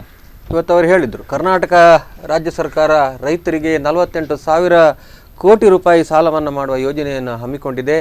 ಅದು ಹಂತ ಹಂತವಾಗಿ ಆಗ್ತಿದೆ. 44 ಲಕ್ಷ ರೈತರಿಗೆ ಇದು ಉಪಯೋಗ ಆಗ್ತದೆ ಅಂತ ಹೇಳಿಕ್ಕೆ ಇಷ್ಟಪಡ್ತಾ ಇದ್ದೇನೆ. ಏನು ಆಯುಷ್ಮಾನ್ ಯೋಜನೆ ಇದೆ, ಅದರೊಟ್ಟಿಗೆ ಕರ್ನಾಟಕ ಸರ್ಕಾರದ ಆರೋಗ್ಯ ಕರ್ನಾಟಕ ಯೋಜನೆಯನ್ನು ಕೂಡ ಒಟ್ಟುಗೂಡಿಸಿ ಜನರಿಗೆ ನೀಡುವ ಕೆಲಸ ಕಾರ್ಯಗಳನ್ನು ಸಮ್ಮಿಶ್ರ ಸರ್ಕಾರ ಮಾಡಿದೆ ಅಂತ ಹೇಳಿಕೆ ನಾನು ನೆನಪಿಸಲಿಕ್ಕೆ ಬಯಸ್ತಾ ಇದ್ದೇನೆ. ಮತ್ತು LPG ಹೇಳಿದರು. ಇವತ್ತು ಪೆಟ್ರೋಲಿಯಂ ಉತ್ಪನ್ನಗಳನ್ನು ಸುಮಾರು 85% ನಾವು ವಿದೇಶದಿಂದ ನಾವು ಇಲ್ಲಿ ರಫ್ತು ಆಮದು ಮಾಡ್ಕೊಳ್ತೇವೆ, ವಿದೇಶದಿಂದ ನಾವು ಆಮದು ಮಾಡ್ಕೊಳ್ತೇವೆ. ಆದ್ದರಿಂದ ಹೆಚ್ಚೆಚ್ಚು ನಾವು ಪೆಟ್ರೋಲಿಯಂ ಉತ್ಪನ್ನಗಳ ಮೇಲೆ ಜನರನ್ನು ಇವತ್ತು ಉಜ್ವಲ ಯೋಜನೆ ಮೂಲಕ ಜನರಿಗೆ ಕೊಟ್ಟು ಅವರು ಇನ್ನು ಹೆಚ್ಚು ಅಲ್ಲಿ ಹೆಚ್ಚು ಹೇಗೆ ರೇಟ್ ಆಗ್ತದೆ ಅದೇ ರೀತಿ ಇಲ್ಲಿ ಕೂಡ ಜಾಸ್ತಿ ಆಗ್ತದೆ. ಅಲ್ಲಿ ಕಚ್ಚಾ ತೈಲಕ್ಕೆ ರೇಟ್ ಜಾಸ್ತಿ ಆದರೆ ಇಲ್ಲಿ ಗ್ಯಾಸಿಗೆ ಜಾಸ್ತಿ ಆಗ್ತದೆ. ಆದ್ದರಿಂದ ಜನರಿಗೆ ಬದಲಿ ಇಂಧನವನ್ನು ಇವತ್ತು ಸೋಲಾರ್ ಇರ್ಬೋದು, ವಿದ್ಯುತ್ ಯೋಜನೆ ಇರ್ಬೋದು. ವಿದ್ಯುತ್ತಲ್ಲಿ ಹಿಂದೆ AH ಅಂತಿತ್ತು, ಆಲ್ ಎಲೆಕ್ಟ್ರಿಕಲ್, ಮನೆ ಎಲ್ಲ ಎಲೆಕ್ಟ್ರಿಕಲ್. ಅವರಿಗೆ ಕಮ್ಮಿ ರೇಟಲ್ಲಿ ಇದನ್ನು ಕೊಡ್ತಿತ್ತು, ಯಾವುದು ವಿದ್ಯುತ್ ಯೂನಿಟಿಗೆ ಕೊಡ್ತಾ ಇತ್ತು. ಈ ರೀತಿ ಇವತ್ತು ಸೋಲಾರನ್ನು ಇವತ್ತು ಏನು ಕರ್ನಾಟಕದಲ್ಲಿ ಕೂಡ ಕಳೆದ 5 ವರ್ಷ ಸರ್ಕಾರ ಸಿದ್ದರಾಮಯ್ಯ ಸರ್ಕಾರ ಇರುವಾಗ ಸೋಲಾರ್ ಎನರ್ಜಿಯನ್ನು ಉಪಯೋಗಿಸಿಕೊಂಡು ಜನರಿಂದ ಕೂಡ ರೈತರಿಂದ ಕೂಡ ಸೋಲಾರ್ ಎನರ್ಜಿಯನ್ನು ಪಡೆದುಕೊಂಡು ಅದರಿಂದ ಜನರಿಗೆ ಮನೆಗೆ ವಿದ್ಯುತ್ತನ್ನು ನೀಡುವ ಕೆಲಸ ಕಾರ್ಯಗಳನ್ನು ಮಾಡಿದೆ. ಈ ರೀತಿಯ ಬದಲಿಂದನ ಮಾಡೋದಕ್ಕಿಂತ ನಂತರ ಪೆಟ್ರೋಲಿಯಂ ಇದು ಬಾಣಲೆಯಿಂದ ಇದು ಬೆಂಕಿಗೆ ಹಾಕಿದಾಗ ಜನರಿಗೆ ಆಗಿದೆ ಅಂತ ನಾನು ಹೇಳಿಕ್ಕೆ ಇಷ್ಟಪಡ್ತಾ ಇದ್ದೇನೆ. ಅಷ್ಟೇ ಅಲ್ಲ, ಇವರು ಹೇಳಿದರು ಪೆಟ್ರೋಲಿಯಂ ಪ್ರಾಡಕ್ಟ್ ಅದು ಇವತ್ತು ಅದರಿಂದ ಫಾರಿನ್ ಎಕ್ಸ್ಚೇಂಜ್ ಇವತ್ತು ಹೆಚ್ಚು ನಾವು ಹಣವನ್ನು ವ್ಯಯಿಸಬೇಕಾಗ್ತದೆ, ಜನರಿಗೆ ಹೆಚ್ಚಿನ ಭಾವನೆ ಆಗ್ತದೆ. ನಾವು ಇಲ್ಲಿ ಏನು ಪರ್ಚೇಸ್ ಮಾಡ್ಬೋದು ಬೇರೆ ಬೇರೆ ಪ್ರಾಡಕ್ಟ್ಗಳನ್ನು, ಜನರ ಕನ್ಸ್ಯೂಮರ್ ಪ್ರಾಡಕ್ಟ್ಗಳಂತ ಅವರಿಗೆ ಕೊಳ್ಳುವ ಶಕ್ತಿ ಇದ್ದರೆ ಮಾತ್ರ ಮಾಡಲಿಕ್ಕಾಗ್ತದೆ, ಇಲ್ಲದ್ರೆ ಮಾಡಲಿಕ್ಕೆ ಆಗೋದಿಲ್ಲ. ಆದ್ದರಿಂದ ಇವತ್ತು ಇವರು 5 ಲಕ್ಷ ಏನು ಇವರು ಹೇಳಿದರು ತೆರಿಗೆ ಕಟ್ಟಲಿಕ್ಕೆ ಏನು ಇನ್ಕಮ್ ಟ್ಯಾಕ್ಸನ್ನು 5 ಲಕ್ಷ ತನಕ ಮಾಡಿದ್ದಾರೆ. ಯಾರು ಇನ್ಕಮ್ 5 ಲಕ್ಷ ಇದ್ದಾರೆ ಅವರು ಕಟ್ಟಬೇಕು. ಮತ್ತೆ ಉಳಿದ ಸ್ಲ್ಯಾಬ್ಗಳನ್ನು ಯಾವುದೇ ಹಾಗೆ ಇಟ್ಕೊಂಡಿದ್ದಾರೆ. ಇವತ್ತು 5ರಿಂದ 10 ಲಕ್ಷ ರೂಪಾಯಿ ತನಕ ಇರ್ಬೋದು, 10 ಲಕ್ಷದಿಂದ 20 ಲಕ್ಷ, 20 ಲಕ್ಷ 49, 50 ಲಕ್ಷ. ಈ ಸ್ಲ್ಯಾಬ್ಗಳನ್ನು ಎಲ್ಲಿಯೂ ಚೇಂಜಸ್ಗಳನ್ನು ಮಾಡಲಿಲ್ಲ. ಆದ್ದರಿಂದ ಇವತ್ತು ಇದಕ್ಕೆ ನಾವು ಹೇಳಬೇಕಲ್ವಾ, ಈ ರೀತಿಯ ಮಾಡಿದಾಗ ಇದು ಚುನಾವಣೆಗೆ ಈಗ ಇದೆ.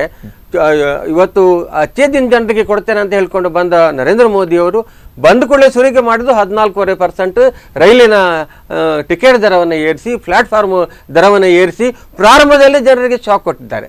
ಇವತ್ತು ಕಳೆದ ಇವತ್ತು GST ಇರ್ಬೋದು, ಇವತ್ತು ನೋಟ್ ಬ್ಯಾನ್ ಇರ್ಬೋದು, ಇವತ್ತು GST ಮೂಲಕ ಇವತ್ತು ಆರೋಗ್ಯ ಸೇವೆ, ಇವತ್ತು ನಾವು ಆಸ್ಪತ್ರೆಗಳಲ್ಲಿ ಖಾಸಗಿ ಆಸ್ಪತ್ರೆಗಳಲ್ಲಿ ಸೇವೆಯನ್ನು ಪಡೆದುಕೊಂಡ್ರೆ ನಾವು GST ಕಟ್ಟಬೇಕು. 18% GST ಕಟ್ಟಬೇಕು. ಆ GST ಆರೋಗ್ಯಕ್ಕೋಸ್ಕರ ಜನ GST ಕಟ್ಟಬೇಕಾಗಿದೆ ಇವತ್ತು. ಈ ರೀತಿ ಇರುವಾಗ ಇದು ದೊಡ್ಡ ವಿಷಯವೇ ಅಲ್ಲ.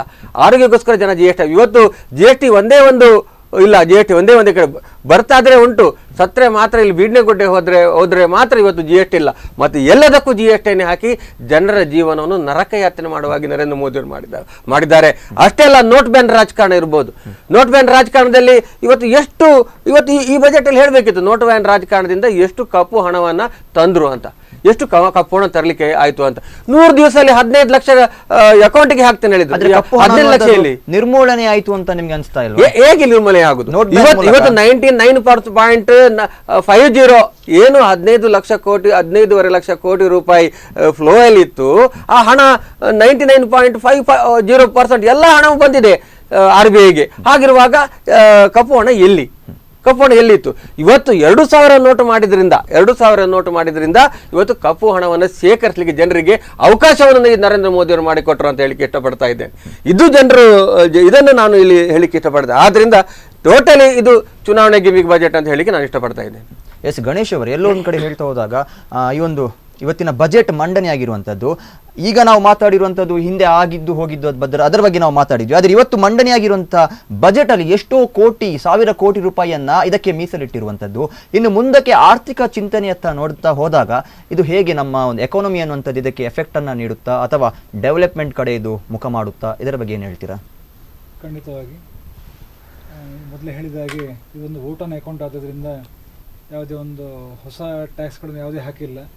ಮತ್ತು ಹಿಂದಿನ ಬಜೆಟ್ ಬಗ್ಗೆ ಕಂಪೇರ್ ಮಾಡಿದರೆ ಪ್ರತಿ ವರ್ಷ ನಾವು ತೆರಿಗೆ ಅಂತ ಹೇಳುವಾಗ ಎರಡು ನಮೂನೆ ತೆರಿಗೆ ಇರ್ತದೆ. ಒಂದು ಪರೋಕ್ಷ ತೆರಿಗೆ, ಇನ್ನೊಂದು ಪ್ರತ್ಯಕ್ಷ ತೆರಿಗೆ, ಡೈರೆಕ್ಟ್ ಟ್ಯಾಕ್ಸಸ್, ಇಂಡೈರೆಕ್ಟ್ ಟ್ಯಾಕ್ಸಸ್. ಈ ಡೈರೆಕ್ಟ್ ಟ್ಯಾಕ್ಸಸ್ ಅಂತ ಹೇಳಿದರೆ ಇನ್ಕಮ್ ಟ್ಯಾಕ್ಸ್ ಮೇಜರ್ ಆಗಿ. ಇಂಡೈರೆಕ್ಟ್ ಟ್ಯಾಕ್ಸಲ್ಲಿ ಬರುವಂಥದ್ದು GST ಮತ್ತು ಕಸ್ಟಮ್ಸ್. ಈ GST ಇವಾಗ ಏನಾಗಿದೆ ಅಂತ ಹೇಳಿದರೆ ನಮ್ಮ ಪಾರ್ಲಿಮೆಂಟಿನಿಂದ ಆ ಒಂದು ಅಧಿಕಾರ ಈಗ GST ಕೌನ್ಸಿಲಿಗೆ ಹೋಗಿದೆ. ಅದರಿಂದಾಗಿ ನೀವು ನೋಡ್ತಾ ಇರ್ಬೋದು, ಬಜೆಟಲ್ಲಿ ಮಾತ್ರ ಅಲ್ಲ, ಪ್ರತಿಯೊಂದು 2 ಅಥವಾ 3 ತಿಂಗಳಿಗೊಮ್ಮೆ ಆ GST ಕೌನ್ಸಿಲ್ ಮೀಟಿಂಗ್ ನಡೀತಾ ಇರ್ತದೆ. ಎಲ್ಲ ನಮ್ಮ ವಿತ್ತ ಸಚಿವರು, ಎಲ್ಲ ರಾಜ್ಯದ ವಿತ್ತ ಸಚಿವರು ಹಾಗೂ ಕೇಂದ್ರದ ವಿತ್ತ ಸಚಿವರು ಅವರು ಭಾಗಿಯಾಗಿ ಬಹಳಷ್ಟು ತೆರಿಗೆಯನ್ನು ಒಂದು ಇಳಿಮುಖ ಮಾಡುವಲ್ಲಿ ಒಂದು ಪ್ರಯತ್ನ ಮಾಡಿದ್ದಾರೆ. ಉದಾಹರಣೆ, ಒಂದು ಪೀಕ್ ರೇಟ್ ಏನು 28% ಇದೆ, ಅಲ್ಲಿ ಸಾಧಾರಣ ಒಂದು 500 ವೆರೈಟಿಯ ಗೂಡ್ಸ್ಗಳಿದ್ದು ಅದೆಲ್ಲ ಈಗ ಕೇವಲ ಒಂದು 35 ಗೂಡ್ಸ್ಗಳಿಗೆ ಮಾತ್ರ ಒಂದು 28% ರೇಟ್ ಬಂದಿದೆ. ಉಳಿದ ಎಲ್ಲ ಗೂಡ್ಸ್ಗಳು ಈಗ 18, 12, 5% ರೇಟಲ್ಲಿ ಬಂದಿದೆ. ಅದರಿಂದಾಗಿ ಇಂದಿನ ಬಜೆಟಲ್ಲಿ ಆ GST ಬಗ್ಗೆ ಯಾವುದೇ ಒಂದು ಮಾತಿಲ್ಲ. ಇನ್ನು ಟ್ಯಾಕ್ಸಸ್ ಬಗ್ಗೆ, ಇದರಲ್ಲಿ ಮೇನ್ ಅವರು ಎಷ್ಟು ದುಡ್ಡು ಬರ್ತದೆ ಅಥವಾ ಕಳ್ಕೊಳ್ತದೆ ಅದರ ಬಗ್ಗೆ ಹೆಚ್ಚಿನ ಮಾತಿಲ್ಲ. ಕೊನೆಯಲ್ಲಿ ಏನು ಹೇಳಿದ್ರು ಅಂತ ಹೇಳಿದರೆ, ನಮ್ಮ ಒಂದು ಮುಂದಿನ ಯೋಜನೆ ಏನಂತ ಹೇಳಿದರೆ, ಇನ್ನು 5 ವರ್ಷದಲ್ಲಿ ನಮ್ಮ ಒಂದು ಭಾರತದ ಒಂದು ಆರ್ಥಿಕತೆಯನ್ನು ಒಂದು $5 ಟ್ರಿಲಿಯನ್, ಅಂದರೆ ಈಗಿನ ಒಂದು ಲೆಕ್ಕಾಚಾರದಲ್ಲಿ ನಮ್ಮ ರೂಪಾಯಿ ದರದಲ್ಲಿ ಹೇಳಿದ್ರೆ ನಮ್ಮ ಒಂದು ಬಜೆಟ್ ಸೈಜ್ ಸಾಧಾರಣ ಒಂದು 1 ಲಕ್ಷ ಕೋಟಿಯಷ್ಟು ಇರ್ಬೋದು. ಅದನ್ನು ಇನ್ನೊಂದು 3.5 ಲಕ್ಷ ಕೋಟಿಯಷ್ಟು ಒಂದು, ಅಂದರೆ ಇನ್ನು ಈಗ 2019ರಲ್ಲಿ ಏನಿದೆ, ಇನ್ನು 5 ವರ್ಷದಲ್ಲಿ 3.25 ಪಾಲಿನಷ್ಟು ಮಾಡುವಷ್ಟು ಆ ಒಂದೊಂದು ಯೋಜನೆಯನ್ನು ಹಾಕ್ಕೊಂಡಿದ್ದಾರೆ. ಅದಕ್ಕೆ ಯಾವ ಥರ ಸಂಪನ್ಮೂಲವನ್ನು ಕ್ರೋಢೀಕರಿಸ್ತಾರೆ ಅದು ಬಹುಶಃ ಇನ್ನು ಮುಂದಿನ ವಿತ್ತ ಮಂತ್ರಿ ಅಥವಾ ಮುಂದಿನ ಏನು ರೆಗ್ಯುಲರ್ ಬಜೆಟ್ ಇದೆ ಅಲ್ಲಿ ಗೊತ್ತಾಗಬಹುದು. ಇನ್ನು ಟ್ಯಾಕ್ಸಸ್ ಬಗ್ಗೆ ಅದೇ 2 ಮಾತಿದೆ. ಒಂದು ಎಲೆಕ್ಷನ್ ಬಗ್ಗೆ ಹೇಳಿರ್ಬೋದು ಅಂತ, ಆದರೆ ಮುಖ್ಯವಾಗಿ ನಮ್ಮ ಹಣಕಾಸು ಸಚಿವರು ಏನು ಹೇಳಿದ್ರು ಅಂತ ಹೇಳಿದರೆ, ಸಂಬಳದಲ್ಲಿ ಇರುವವರು ಅಥವಾ ಬಡವರು ಅಥವಾ ಮಧ್ಯಮ ವರ್ಗದವರು ಈ 3 ಜನರನ್ನು ಅವರಿಗೆ ಒಂದು ಬೆನಿಫಿಟ್ ಆಗಲಿಕ್ಕೋಸ್ಕರ ಒಂದು ಈ ಸ್ಕೀಮ್ ಮಾಡಿದ್ದಾರೆ. ಭಾರತದಲ್ಲಿ ಒಟ್ಟು ಈಗಿನ ಒಂದು 5 ಕೋಟಿ ತೆರಿಗೆದಾರರು, ಅಂದರೆ ರಿಟರ್ನ್ ಫೈಲ್ ಮಾಡುವವರು, ಇದರಲ್ಲಿ 3 ಕೋಟಿ ಜನ ಈ ಸ್ಲ್ಯಾಬ್ ಅಂದರೆ 5 ಲಕ್ಷದ ಒಳಗೆ ಬರ್ತಾ ಇದ್ದಾರೆ. ಸೊ ಅದರಿಂದಾಗಿ 5 ಲಕ್ಷದವರೆಗೆ ಟ್ಯಾಕ್ಸ್ ನಿಲ್ ಮಾಡಿರೋ ಅಥವಾ ರಿಬೇಟ್ ಕೊಟ್ಟಿರೋದ್ರಿಂದ ಈ ಬೆನಿಫಿಟ್ 3 ಕೋಟಿ ಜನರಿಗೆ ತಲುಪ್ತಾ ಇದೆ. ಸೊ 3 ಕೋಟಿಲಿ ಯಾರಂದರೆ ಮೇನ್ಲಿ ಸಂಬಳದಾರರು, government officers, government department, private department. ಉದಾಹರಣೆ, ನೀವು ಮಂತ್ಲಿ ಸಂಬಳ ತಗೊಂಡ್ರೆ ತಿಂಗಳಿಗೆ ಸಾಧಾರಣ ಒಂದು 46 ಅಂದರೆ 47 ಸಾವಿರ ಸಂಬಳ ಬರುವಷ್ಟು ಆದಾಯ ಇರುವವರು ಯಾವುದೇ ಒಂದು ಟ್ಯಾಕ್ಸ್ ಕಟ್ಟುವ ಅಗತ್ಯ ಇಲ್ಲ. ಇನ್ನು ಅವರು ಸೆಕ್ಷನ್ 80C ಅಂದರೆ ಸೇವಿಂಗ್ಸ್, LIC ಕಟ್ಟುವಂಥದ್ದು, ಪ್ರೀಮಿಯಂ ಕಟ್ಟುವಂಥದ್ದು, ಮಕ್ಕಳ ಫೀಸ್ ಕಟ್ಟುವಂಥದ್ದು, ಅಥವಾ ಅವರ ಮನೆಯ ಸಾಲದ ಬಡ್ಡಿ ಕಟ್ಟುವಂಥದ್ದು, ಇದೆಲ್ಲ ಬೆನಿಫಿಟ್ ಅವ್ರನ್ನ ಟ್ಯಾಕ್ಸ್ ಪ್ಲಾನಿಂಗ್ ಮಾಡಿದರೆ ಸೊ ವಾರ್ಷಿಕವಾಗಿ ಸಾಧಾರಣ ಒಂದು 9 ಲಕ್ಷ ಆದಾಯ ಇರುವವರು, ಅಂದರೆ ಸಾಧಾರಣ ತಿಂಗಳಿಗೆ 75,000 ರೂಪಾಯಿ ಆದಾಯ ಇರುವವರು ಕೂಡ ಯಾವುದೇ ₹1 ಚಿಕ್ಕಾಸನ್ನು ಕೂಡ ಇನ್ಕಮ್ ಟ್ಯಾಕ್ಸ್ ಕಟ್ಟುವಂಥ ಅಗತ್ಯ ಇರುವುದಿಲ್ಲ. ಸೊ ಇದು ಬಹಳಷ್ಟು ಒಂದು ಕ್ರಾಂತಿಕಾರಿ ಒಂದು ಚೇಂಜಸ್ ಹೇಳಲಿಕ್ಕಾಗ್ತದೆ. ಇನ್ನು ಗ್ರಾಮೀಣ ಜನಗಳಿಗೆ ಮುಟ್ಟುವಂಥ ಕೆಲವು ಯೋಜನೆಗಳಾಗಿರ್ಬೋದು, ಎನಿಮಲ್ ಹಸ್ಬೆಂಡ್ರಿ ಆಗಿರ್ಬೋದು, ಅಥವಾ ಕಾಮಧೇನು ಯೋಜನೆ ಅನ್ನುವಂಥ ಒಂದು ಯೋಜನೆಯನ್ನು ಮಾಡಿರುವಂಥದ್ದು, ಗೋ ಸಂರಕ್ಷಣೆ ಆಗಿರ್ಬೋದು, ಅದರ ಕುರಿತಾಗಿ ಕೆಲವು ಯೋಜನೆಗಳನ್ನು ರೂಪಿಸಿರುವಂಥದ್ದು, ಗೋವುಗಳ ರಕ್ಷಣೆ, ಅಥವಾ ಇದನ್ನು ಕೃಷಿಯಾಗಿ ರೂಪಿಸಿಕೊಂಡವರಿಗೆ ಕೆಲವು ಸವಲತ್ತುಗಳನ್ನು ನೀಡಿರುವಂಥದ್ದು. ಸೊ ಎಲ್ಲೋ ಒಂದು ಕಡೆ ಇದನ್ನು ಗ್ರಾಮೀಣ ಜನರನ್ನು ಅಟ್ರಾಕ್ಟ್ ಮಾಡೋದಕ್ಕೆ ಮಾಡಿದಂಥ ಯೋಜನೆಯೋ ಅಥವಾ ಪೂರ್ವಭಾವಿಯಾಗಿ ಇದನ್ನು ಮಂಡಿಸಿದ್ದಾರೋ, ಏನು ಅನಿಸುತ್ತೆ ಇದರ ಬಗ್ಗೆ ನಿಮಗೆ? ಅಲ್ಲ, ನಾನು ಹೇಳೋದು ಚುನಾವಣೆ ಗಿಮಿಕ್ ಅಥವಾ ಒಂದು ಸಮಾಜವನ್ನು, ಒಂದು ಭಾಗವನ್ನು ಅಟ್ರಾಕ್ಟ್ ಮಾಡುವ ಅನ್ನೋ ಒಂದು ಪದವನ್ನು ನಾನು ಖಂಡಿಸ್ತೇನೆ ಅದನ್ನು. ಯಾಕಂತಂದರೆ ಅದು ಪ್ರಧಾನಮಂತ್ರಿ ನರೇಂದ್ರ ಮೋದಿ ಅವರ BJP ಸರ್ಕಾರ ಆಗಿರ್ಬೋದು, ಮತ್ತೊಂದು ಸರ್ಕಾರ ಆಗಿರ್ಬೋದು, ಒಂದು ರಾಜಕೀಯ ಪಕ್ಷ ಅನ್ನುವಾಗ ಅದಕ್ಕೊಂದು ಪ್ರತಿಫಲಾಪೇಕ್ಷೆ ಇದ್ದೇ ಇರುತ್ತೆ ಅದೊಂದು. ಆದರೆ ಇದು ಯೋಜನೆಗಳು ಇಂದು ಮಂಡನೆಯಾದ ಬಜೆಟ್ ಅದು ನೇರವಾಗಿ ಮಧ್ಯಮ ವರ್ಗದ ಜನರಿಗೆ ಸೇರುವಂಥದ್ದು. ಇವಾಗ ಶ್ರೀಯುತ ಗಣೇಶ್ ಅವರು ಹೇಳಿದ ಹಾಗೆ ಪ್ರತಿಯೊಂದು ಟ್ಯಾಕ್ಸ್ ವಿಚಾರದಲ್ಲಾಗಿರ್ಬೋದು ಅಥವಾ ಇನ್ನಿತರ ವಿಚಾರದಲ್ಲಾಗಿರ್ಬೋದು. ಇವಾಗ ಕಾಮಧೇನು ಯೋಜನೆ ಕೂಡ ಹಾಗೇನೆ, ಒಂದು ನಶಿಸುತ್ತಿರುವ ಒಂದು ಗೋಮಾತೆ, ಅಂದರೆ ಪ್ರತಿಯೊಂದು ಕಡೆಗಳಲ್ಲೂ ಕೂಡ ಗೋಮಾತೆಯನ್ನು ಗೋ ಹತ್ಯೆ ಮಾಡೋ ವಿಚಾರವಾಗಿ ಆಗಿರ್ಬೋದು, ಅದು ಇನ್ನಿತರ ವಿಚಾರವಾಗಿ ನರೇಂದ್ರ ಮೋದಿಯವರು ತುಟಿ ಬಿಚ್ಚುತ್ತಿಲ್ಲ, ಇದಕ್ಕೆ ಪ್ರೋತ್ಸಾಹ ನೀಡುತ್ತಿಲ್ಲ ಅನ್ನೋ ಅಪವಾದ ಇತ್ತು. ಆದರೆ ಕಳೆದ ಬಾರಿ ಕೂಡ ಗೋಹತ್ಯೆ ನಿಷೇಧವನ್ನು ಮಾಡಿದ್ರು, ಗೋ ರಫ್ತು ಇದರಲ್ಲಿ ಗಣನೀಯವಾಗಿ ಇಳಿಕೆ ಮಾಡುವಂತಾಯಿತು. ಆಮೇಲೆ ವಿವಿಧ ಯೋಜನೆಗಳನ್ನು ಜಾರಿಗೆ ತಂದರು. ಇವಾಗ ಕಾಮಧೇನು ಅನ್ನುವಂಥ ಒಂದು ಯೋಜನೆಯನ್ನು ಜಾರಿಗೆ ತಂದಿದ್ದಾರೆ. ಅದು ಗ್ರಾಮೀಣ ಭಾಗದ ರೈತರಿಗೆ ಅಥವಾ ಒಂದು ಹೈನುಗಾರಿಕೆಯನ್ನು ಜೀವಿಸುತ್ತಿರುವಂತಹ ಒಂದು ರೈತರಿಗೆ ತುಂಬ ಉಪಕಾರ ಆಗುವಂತಹ ಒಂದು ಯೋಜನೆ ಅದು. ಇನ್ನೊಂದು ನಾನು ಈ ಸಂದರ್ಭದಲ್ಲಿ ನಾನು ಹೇಳಬೇಕಂತಂದರೆ ನಮ್ಮ ಸ್ನೇಹಿತರಾದ ಜನಾರ್ದನ್ರವರಿಗೆ, ಇವಾಗ ಅವರು 2.5 ಲಕ್ಷದಿಂದ 5.5 ಲಕ್ಷದ ಅದಕ್ಕೆ ಎಲ್ಲ ಕಾಂಗ್ರೆಸ್ಗಾರರೆಲ್ಲ ಟೀಕಿಸ್ತಿದ್ದಾರೆ, ಆದಾಯ ಇದು ತೆರಿಗೆ ಜಾಸ್ತಿ ಮಾಡ್ತಿದ್ದಾರೆ ಹಾಗೆ ಹೀಗೆ ಅಂತ. ಪಿಯೂಷ್ ಗೋಯಲ್ ಅವರು ಲೋಕಸಭೆಯಲ್ಲಿ ಬಜೆಟ್ ಮಂಡನೆ ಮಾಡುವಾಗ ಇವತ್ತು ನಡೆದ ಘಟನೆ ನೆನಪಿಲ್ಲ ಅಂತ ಹೇಳಲಿಕ್ಕಿಲ್ಲ, ಇವತ್ತು ನಡೆದ ಘಟನೆ. ಪಿಯೂಷ್ ಗೋಯಲ್ ಅವರು ಬಜೆಟ್ ಮಂಡಿಸ್ತಿದ್ದಾರೆ. ಒಂದು ಹಂತದ ಬಜೆಟ್ ಮಂಡನೆ ಆದ ನಂತರ ಆದಾಯ ತೆರಿಗೆ ವಿಚಾರವಾಗಿ ಏನೋ ಒಂದು ಸಮಥಿಂಗ್ ಮಾತನಾಡಿದ ನಂತರ ಕೂಡಲೇ ನಮ್ಮ ರಾಜ್ಯಸಭಾ ಸದಸ್ಯರಾದಂಥ ಅಹಮದ್ ಪಟೇಲ್ ಅವರು, ನಮ್ಮ ಸೋನಿಯಾ ಗಾಂಧಿ ಅವರ ಆಪ್ತರು, ಅವರು ಟ್ವೀಟ್ ಮಾಡ್ತಾರೆ, ಮೋದಿ ಸರ್ಕಾರದ ಮೇಲೆ ನಮಗೆ ಎಕ್ಸ್ಪೆಕ್ಟೇಷನ್ ಇತ್ತು ಏನಂತಂದರೆ ಅವರು 2.5 ಲಕ್ಷದಿಂದ 5 ಲಕ್ಷಕ್ಕೆ ಏರಿಸ್ಬೋದು ಆದಾಯ ಇಲಾಖೆ ಇದು ತೆರಿಗೆಯ ಒಂದು ಲಿಮಿಟನ್ನು ಏರಿಸಬಹುದೇನೋ ಎಕ್ಸ್ಪೆಕ್ಟೇಷನ್ ಇತ್ತು. ಇದನ್ನು ಸುಳ್ಳು ಮಾಡಿದರು ಮೋದಿ ಅವರು ಅನ್ನೋ ಟೀಕೆಯನ್ನು ಟ್ವೀಟ್ ಮೂಲಕ ತಿಳಿಸ್ತಾರೆ. ಆದರೆ ಎರಡನೇ ಹಂತದ ಒಂದು ಬಜೆಟ್ ಮಂಡನೆ ಮಾಡುವಾಗ ಅಂದರೆ ಮತ್ತೊಂದು ಅವರ ಮಾತಿನ ಮುಂದಕ್ಕೆ ಹೋದಾಗ ಈ ಘೋಷಣೆಯನ್ನು ಮಾಡ್ತಾರೆ. ಇದು ಐತಿಹಾಸಿಕ ಘೋಷಣೆ ಆಗಿದೆ. 2.5 ಲಕ್ಷದಿಂದ 5 ಲಕ್ಷವರೆಗಿನ ಒಂದು ಬಜೆಟ್ ಇದು ಆದಾಯ ತೆರಿಗೆ ಲಿಮಿಟ್. ಎಸ್, ಒಂದು ಕರೆ ಇದೆ, ಕರೆಯನ್ನು ಸ್ವೀಕರಿಸೋಣ. ಎಸ್, ನಮಸ್ತೆ. ಹಲೋ, ನಮಸ್ತೆ. ಹಲೋ ಸರ್, ನಮಸ್ತೆ. ನಾನು ರಜತ್ ಭಂಡಾರಿ ಅಂತ. ಎಲ್ಲಿಂದ ಕರೆ ಮಾಡ್ತಿದ್ದೀರಾ ಸರ್? ಮಂಗಳೂರಿನಿಂದ. ಎಸ್, ಇವತ್ತು ಬಜೆಟ್ ಮಂಡನೆ ಆಗಿರುವಂಥದ್ದು, ಇದರ ಕುರಿತು ಏನು ಹೇಳ್ತೀರಾ ಸರ್? ಇದೊಂದು ಚುನಾವಣಾ ಗಿಮಿಕ್ ಅಲ್ವೇ ಅಲ್ಲ ಈ ಬಜೆಟ್. ಯಾಕಂದ್ರೆ ಇನ್ ಕೇಸ್ ಇದು ಚುನಾವಣೆಯ ಪರವಾಗಿ ಒಂದು ಗಿಮಿಕ್ ಮಾಡುವಂತ ಒಂದು ಬಜೆಟ್ ಆಗಿದ್ರೆ ಸಾಲ ಮನ್ನಾ ಮಾಡ್ಬೋದಿತ್ತು, ತುಂಬಾ ಸ್ಕೀಮ್ಸ್ ಎಲ್ಲ ಇತ್ತು, ಇದರಿಂದ ಜನರನ್ನ ಓಲೈಕೆ ಮಾಡ್ಬೋದಿತ್ತು. ಆದ್ರೆ ಆ ತರ ಮಾಡ್ಲಿಲ್ಲ. ಮತ್ತೆ ನೋಡಿ, ಈಗ 75,000 ತನಕ ಮಂತ್ಲಿ ಇನ್ಕಮ್ ಟ್ಯಾಕ್ಸ್ ಇಲ್ಲ. ಇದೊಂದು ಬಡವರ ಪರವಾಗಿ ಬಜೆಟ್ ಅಲ್ವಾ ಸರ್? ಮತ್ತೆ ಇನ್ನೊಂದು, ಈಗ ಬಜೆಟ್ ಆದ ತಕ್ಷಣ ರಾಹುಲ್ ಗಾಂಧಿ ಏನು ಸ್ಟೇಟ್ಮೆಂಟ್ ಕೊಡ್ಲಿಲ್ಲ. ಅದಾದ ನಂತರ ಟ್ವೀಟ್ ಮಾಡಿದ್ರು ರೈತರಿಗೆ 70 ರೂಪೀಸ್ ಸಿಗುತ್ತೆ ಪರ್ ಡೇ ಅಂತ. ಇದೊಂದು ಸಮ್ವಾಟ್ ಮಿಸ್ಇನ್ಫಾರ್ಮೇಶನ್. ಆದ ನಂತರ ನಮ್ಮ ಪ್ಯಾನಲಿಸ್ಟ್ ಜನಾರ್ದನ್ ಹೇಳಿದ್ರು GST ಕಲೆಕ್ಷನ್ ಅಲ್ಲಿ GST ತುಂಬಾ ಜಾಸ್ತಿ ಇದೆ, ಮತ್ತೆ ಡಿಮಾನಿಟೈಸೇಷನ್ ಅಲ್ಲಿ 99.99 ಸಮಥಿಂಗ್ % ಹಣ ವಾಪಸ್ ಬಂದಿದೆ ಅಂತ. ಇದೊಂದು ಅವರು ಹೇಳೋ ಪ್ರಕಾರ ಇದೊಂದು ಫೇಲಿಯರ್ ಅಂತ. ಆದ್ರೆ ಇದು is a successful scheme because ಅಷ್ಟು ಹಣ ವಾಪಸ್ ಬಂದಿರೋದ್ರಿಂದ ಇದನ್ನ ಪ್ರೋಬ್ ಮಾಡುವಾಗ ಗೊತ್ತಾಗುತ್ತೆ ಯಾರಲ್ಲಿ ಎಷ್ಟು ಹಣ ಇವೇಟ್ ಮಾಡಿದಾರೆ ಅಂತ. ಸೊ ಲಾಸ್ಟ್ 5 years ಇಂದ ಎಲ್ಲ ಸ್ಕೀಮ್ ಸಕ್ಸಸ್ಫುಲ್ ಆಗಿದೆ, ಯಾವ್ದು ಫೇಲಿಯರ್ ಆಗ್ಲಿಲ್ಲ. ಮತ್ತೆ ಅವರು ಡೇಟಾ ಕೊಟ್ಟು ಮಾತಾಡಲಿಲ್ಲ ಯಾರು ಕೂಡ. ಅಂದ್ರೆ ಯಾರೆಲ್ಲ ಮೋದಿ ಪರವಾಗಿ ಮೋದಿ ಎಗೇನ್ಸ್ಟ್ ಮಾತಾಡ್ತಾ ಇದ್ದಾರೆ ಯಾರು ಕೂಡ ಡೇಟಾ ಕೊಟ್ಟು ವಾಪಸ್ ಮಾಡಲಿಲ್ಲ. ಜಸ್ಟ್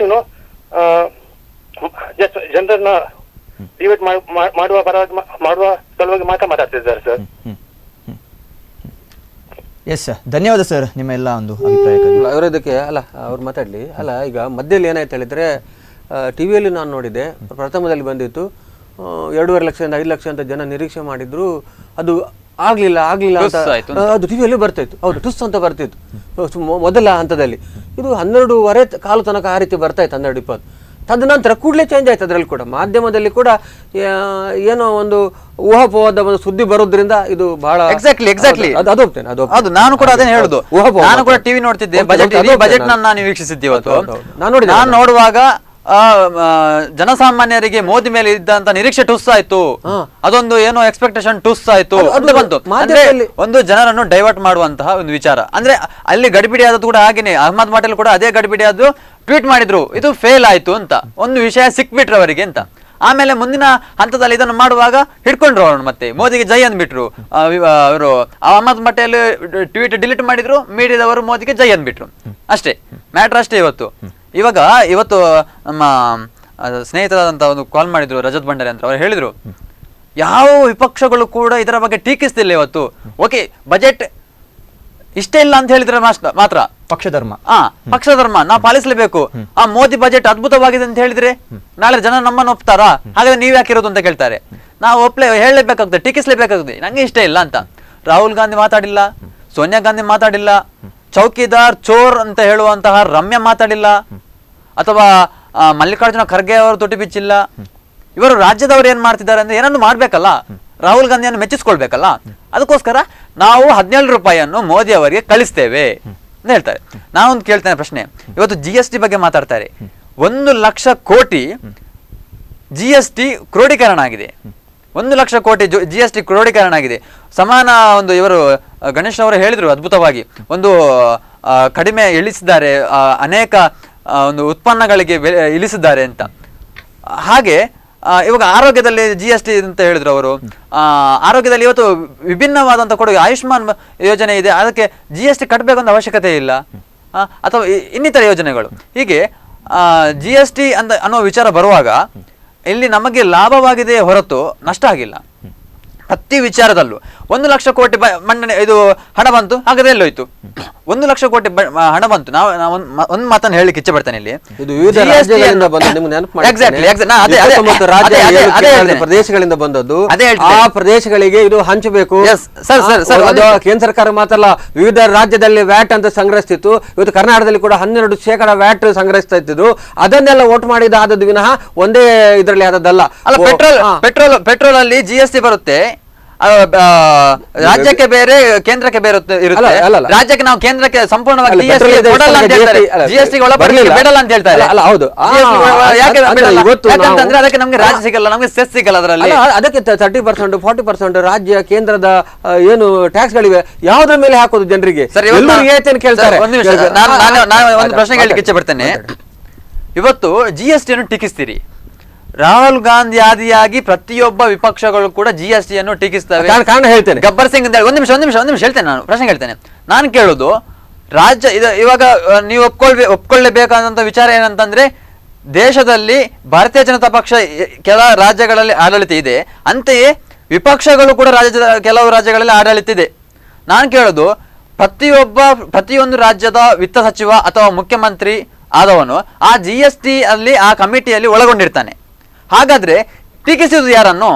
ಮೋದಿ ಅವರನ್ನ, ಅಥವಾ ಅದರಲ್ಲಿ ಒಳಗೊಂಡಿರುವಂತಹ ಮುಖ್ಯಮಂತ್ರಿ ಕುಮಾರಸ್ವಾಮಿ ಅವರನ್ನ, ಮಮತಾ ಬ್ಯಾನರ್ಜಿ ಅವರನ್ನ, ಚಂದ್ರಬಾಬು ನಾಯ್ಡು ಅವರನ್ನ, ತೆಲಂಗಾಣ ಮುಖ್ಯಮಂತ್ರಿ ಅವರನ್ನ, ಅಥವಾ ತಮಿಳುನಾಡು ಮುಖ್ಯಮಂತ್ರಿ ಅವರನ್ನ, ಕೇರಳ ಮುಖ್ಯಮಂತ್ರಿ ಅವರನ್ನ ಯಾರನ್ನು ಟೀಕಿಸ್ತೀರಿ? ಇದೇ UPA ಸರ್ಕಾರ ಇರುವಾಗ ಮನಮೋಹನ್ ಸಿಂಗ್ನವರು ಈ GST ತರಬೇಕು, ಒಂದೇ ಸ್ಲ್ಯಾಬ್ ರೇಟ್ ಅಲ್ಲಿ GST ತರಬೇಕಂತ ಹೊರಟಾಗ BJPಯವರು ಅದನ್ನು ಅಪೋಸ್ ಮಾಡಿದ್ರು. ಇದೇ ನೇರ ಜನರ ಸಬ್ಸಿಡಿಯನ್ನು ನೇರ ಅವರ ಅಕೌಂಟಿಗೆ ಹಾಕಬೇಕು, ಬ್ಯಾಂಕಿಗೆ ಹಾಕಬೇಕು ಅಂತ ಹೇಳ್ಕೊಂಡು ಆಧಾರ್ ತಂದಾಗ ಆಧಾರ್ ನಿರಾಧಾರ್ ಅಂತ ಹೇಳಿದ್ರು. ಯಾಕೆ ಇವತ್ತು 1,000 ಕೋಟಿ ರೂಪಾಯಿ ಇವತ್ತು ಸಬ್ಸಿಡಿ ಕೇಂದ್ರ ಸರ್ಕಾರಕ್ಕೆ ಉಳಿದಿದೆ ಈ ಆಧಾರ್ನಿಂದ. ಆಗ ಏನಿಲ್ಲ, FDIಯನ್ನ ಇವತ್ತು ಕೇವಲ 18% FDIಯನ್ನ ನಾವು ತರುವಂತ ಹೊರಟಾಗ ಇದೇ ನರೇಂದ್ರ ಮೋದಿ ಮತ್ತೆ BJPಯವರು ಏನ್ ಹೇಳಿದ್ರು, FDI ತರಲಿಕ್ಕೆ ಬಿಡಲಿಲ್ಲ. ಇವತ್ತು FDI ಎಲ್ಲಿ ತನಕ 100% FDIಯನ್ನ ಸೇನೆಯಲ್ಲಿ ಮಾಡಬಹುದು. ಇವತ್ತು ವಿದೇಶದಲ್ಲಿ ಬಂದ ಒಬ್ಬ ಸೇನೆಯಲ್ಲಿ ಕೂಡ ಹಣ ತೊಡಗಿಸಬಹುದು.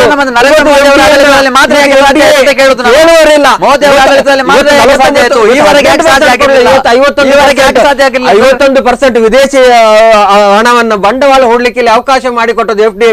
ಇವತ್ತು ಅದು ಮೋದಿ ಸರ್ಕಾರ. ಅದನ್ನ ನಾನು ಹೇಳಿಕೆ ಜನರಿಗೆ ಕರೆಯನ್ನ ಸ್ವೀಕರಿಸೋಣ. ನಮಸ್ತೆ. ನಮಸ್ತೆ. ನಮಸ್ಕಾರ ಸರ್. ನಮಸ್ತೆ. ಎಲ್ಲಿಂದ ಕರೆ ಮಾಡ್ತಿದ್ದೀರಾ? ನಿಮ್ಮ ಹೆಸರು? ಎಸ್ ಸರ್, ಇವತ್ತು ಬಜೆಟ್ ಮಂಡನೆ ಆಗಿರುವಂತದ್ದು, ಈಗಾಗಲೇ ನಾವು ಚರ್ಚೆಯನ್ನ ಮಾಡ್ತಾ ಇದ್ದೀವಿ. ನಿಮ್ಮ ಅಭಿಪ್ರಾಯವನ್ನ ವ್ಯಕ್ತಪಡಿಸೋದಾದ್ರೆ ಏನ್ ಹೇಳ್ತೀರಾ? ಅಭಿಪ್ರಾಯ ಅಂದ್ರೆ, 4 ವರ್ಷ 7 ತಿಂಗಳಾಯ್ತು ಪೇಪರ್ ನಲ್ಲಿ ನಾವು ನೋಡುವುದು GST ಮತ್ತು ತೆರಿಗೆ.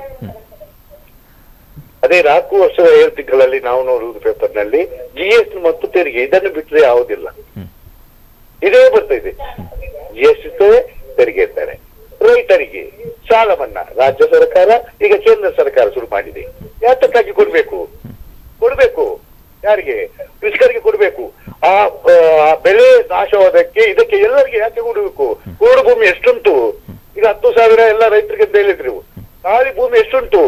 ಎಲ್ಲ ಯಾಕೆ ದುಡಿಯೋವರಿಗೆ ಕೊಡ್ಲಿ, ಅಲ್ಲಿ ಸಮಾನತೆ ಬೆಂಬಲ ಬೆಲೆ ಕೊಡ್ಲಿ ಅವರಿಗೆ.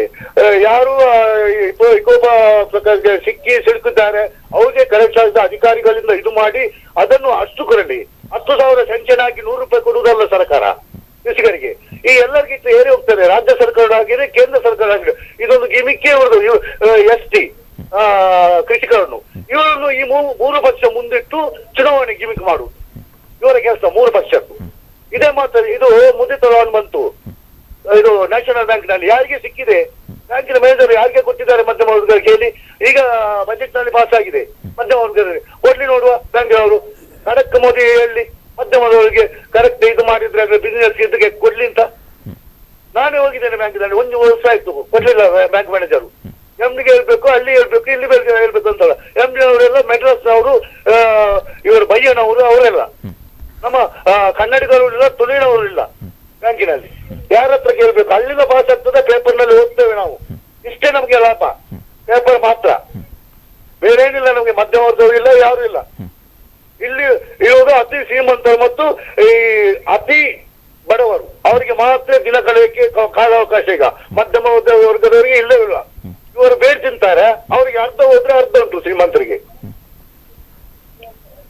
ಹಾಗಾದ್ರೆ ಇವತ್ತಿನ ಒಂದು ಬಜೆಟ್ ಅನ್ನುವಂಥದ್ದು ಏನು ಜನರ ಒಂದು ನಿರೀಕ್ಷೆ ಇತ್ತು ಅದನ್ನ ಮುಟ್ಟಿದೆ ಅಂತ ಅನ್ಸುತ್ತೆ ಸರ್ ನಿಮ್ಗೆ? ಅಲ್ಲಲ್ಲ, ಮುಟ್ಟಿಸುವ ವಿಜಯ ಅಲ್ಲ ಇದು, ಗ್ರಾಮಾಂತರ ಪ್ರದೇಶಕ್ಕೆ ಮುಟ್ಟುವುದಿಲ್ಲ. ಯೋಜನೆಗಳಿದೆ, ಆದರೆ ಅನುಷ್ಠಾನಗೊಳ್ಳಲು ಸಮಯ ತಗೊಳ್ಳುತ್ತೆ, ಅದು ಅನುಷ್ಠಾನಗೊಳ್ಳುವುದೇ ಇಲ್ಲ ಅನ್ನುವಂಥದ್ದು. ಸರ್ಕಾರ ಇಟ್ಟದ್ದು ಅದು ಅನುಷ್ಠಾನಕ್ಕೆ ಬರುವುದಿಲ್ಲ.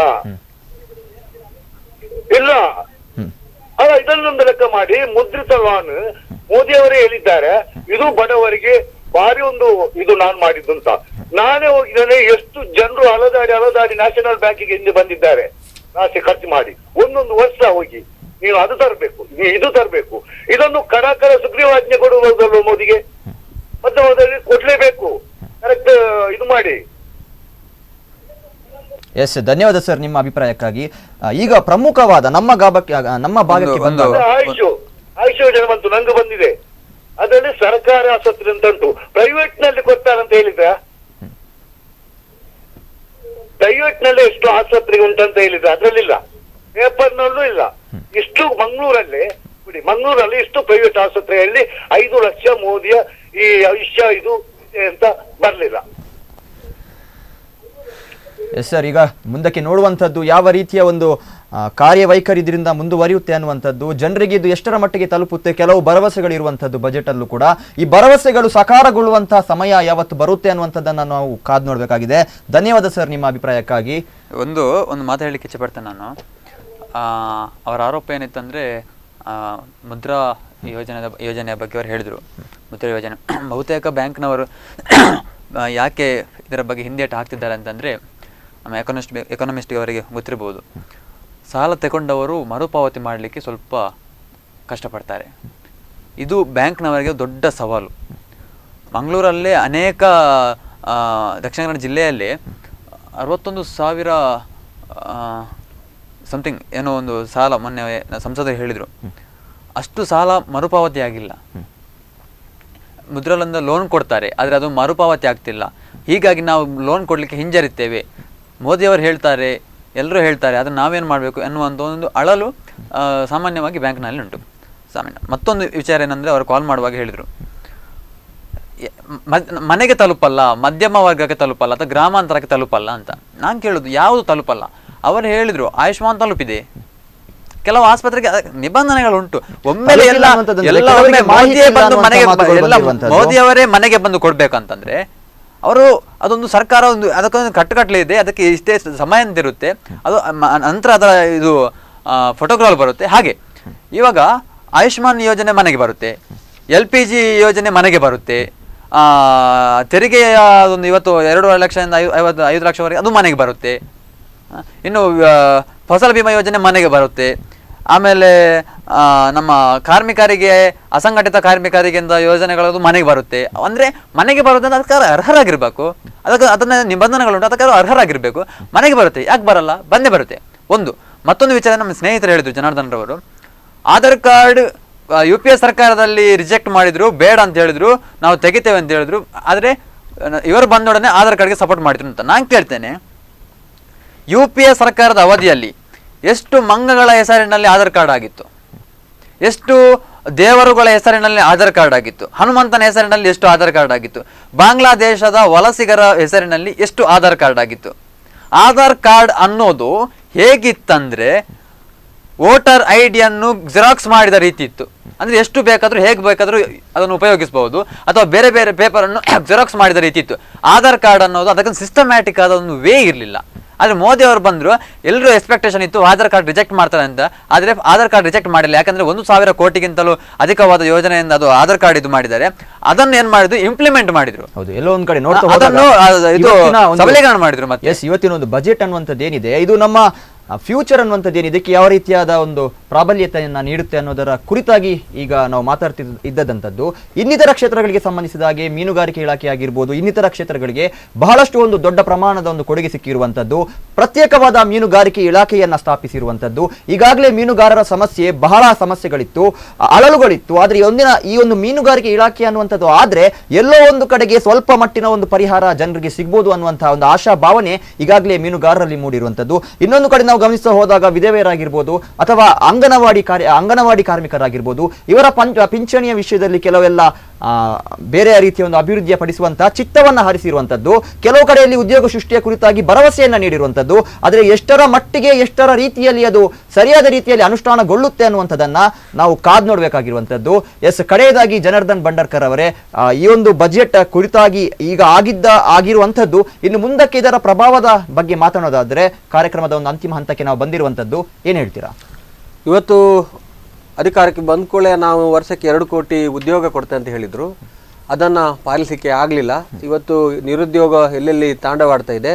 ಇವತ್ತು ಏನು ನೋಟ್ ಬ್ಯಾನ್ ನಂತರ 2017-18ರಲ್ಲಿ ಏನು ಸಮೀಕ್ಷೆ ಮಾಡಿದ್ರು ಏನು ನಿರುದ್ಯೋಗದ ಬಗ್ಗೆ, ಅದನ್ನು ಹೊರಗೆ ಹಾಕಲಿಕ್ಕೆ ಕೂಡ ಸರ್ಕಾರ ಬಿಡಲಿಲ್ಲ.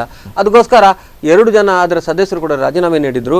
ಇವತ್ತು 2017-18ರಲ್ಲಿ 15ನೇ ವರ್ಷದಿಂದ 25 ವರ್ಷದವರೆಗೆ 29 ವರ್ಷದವರೆಗೆ ಏನು ನಿರುದ್ಯೋಗ 17.4% ಏರಿಕೆಯಾಗಿದೆ.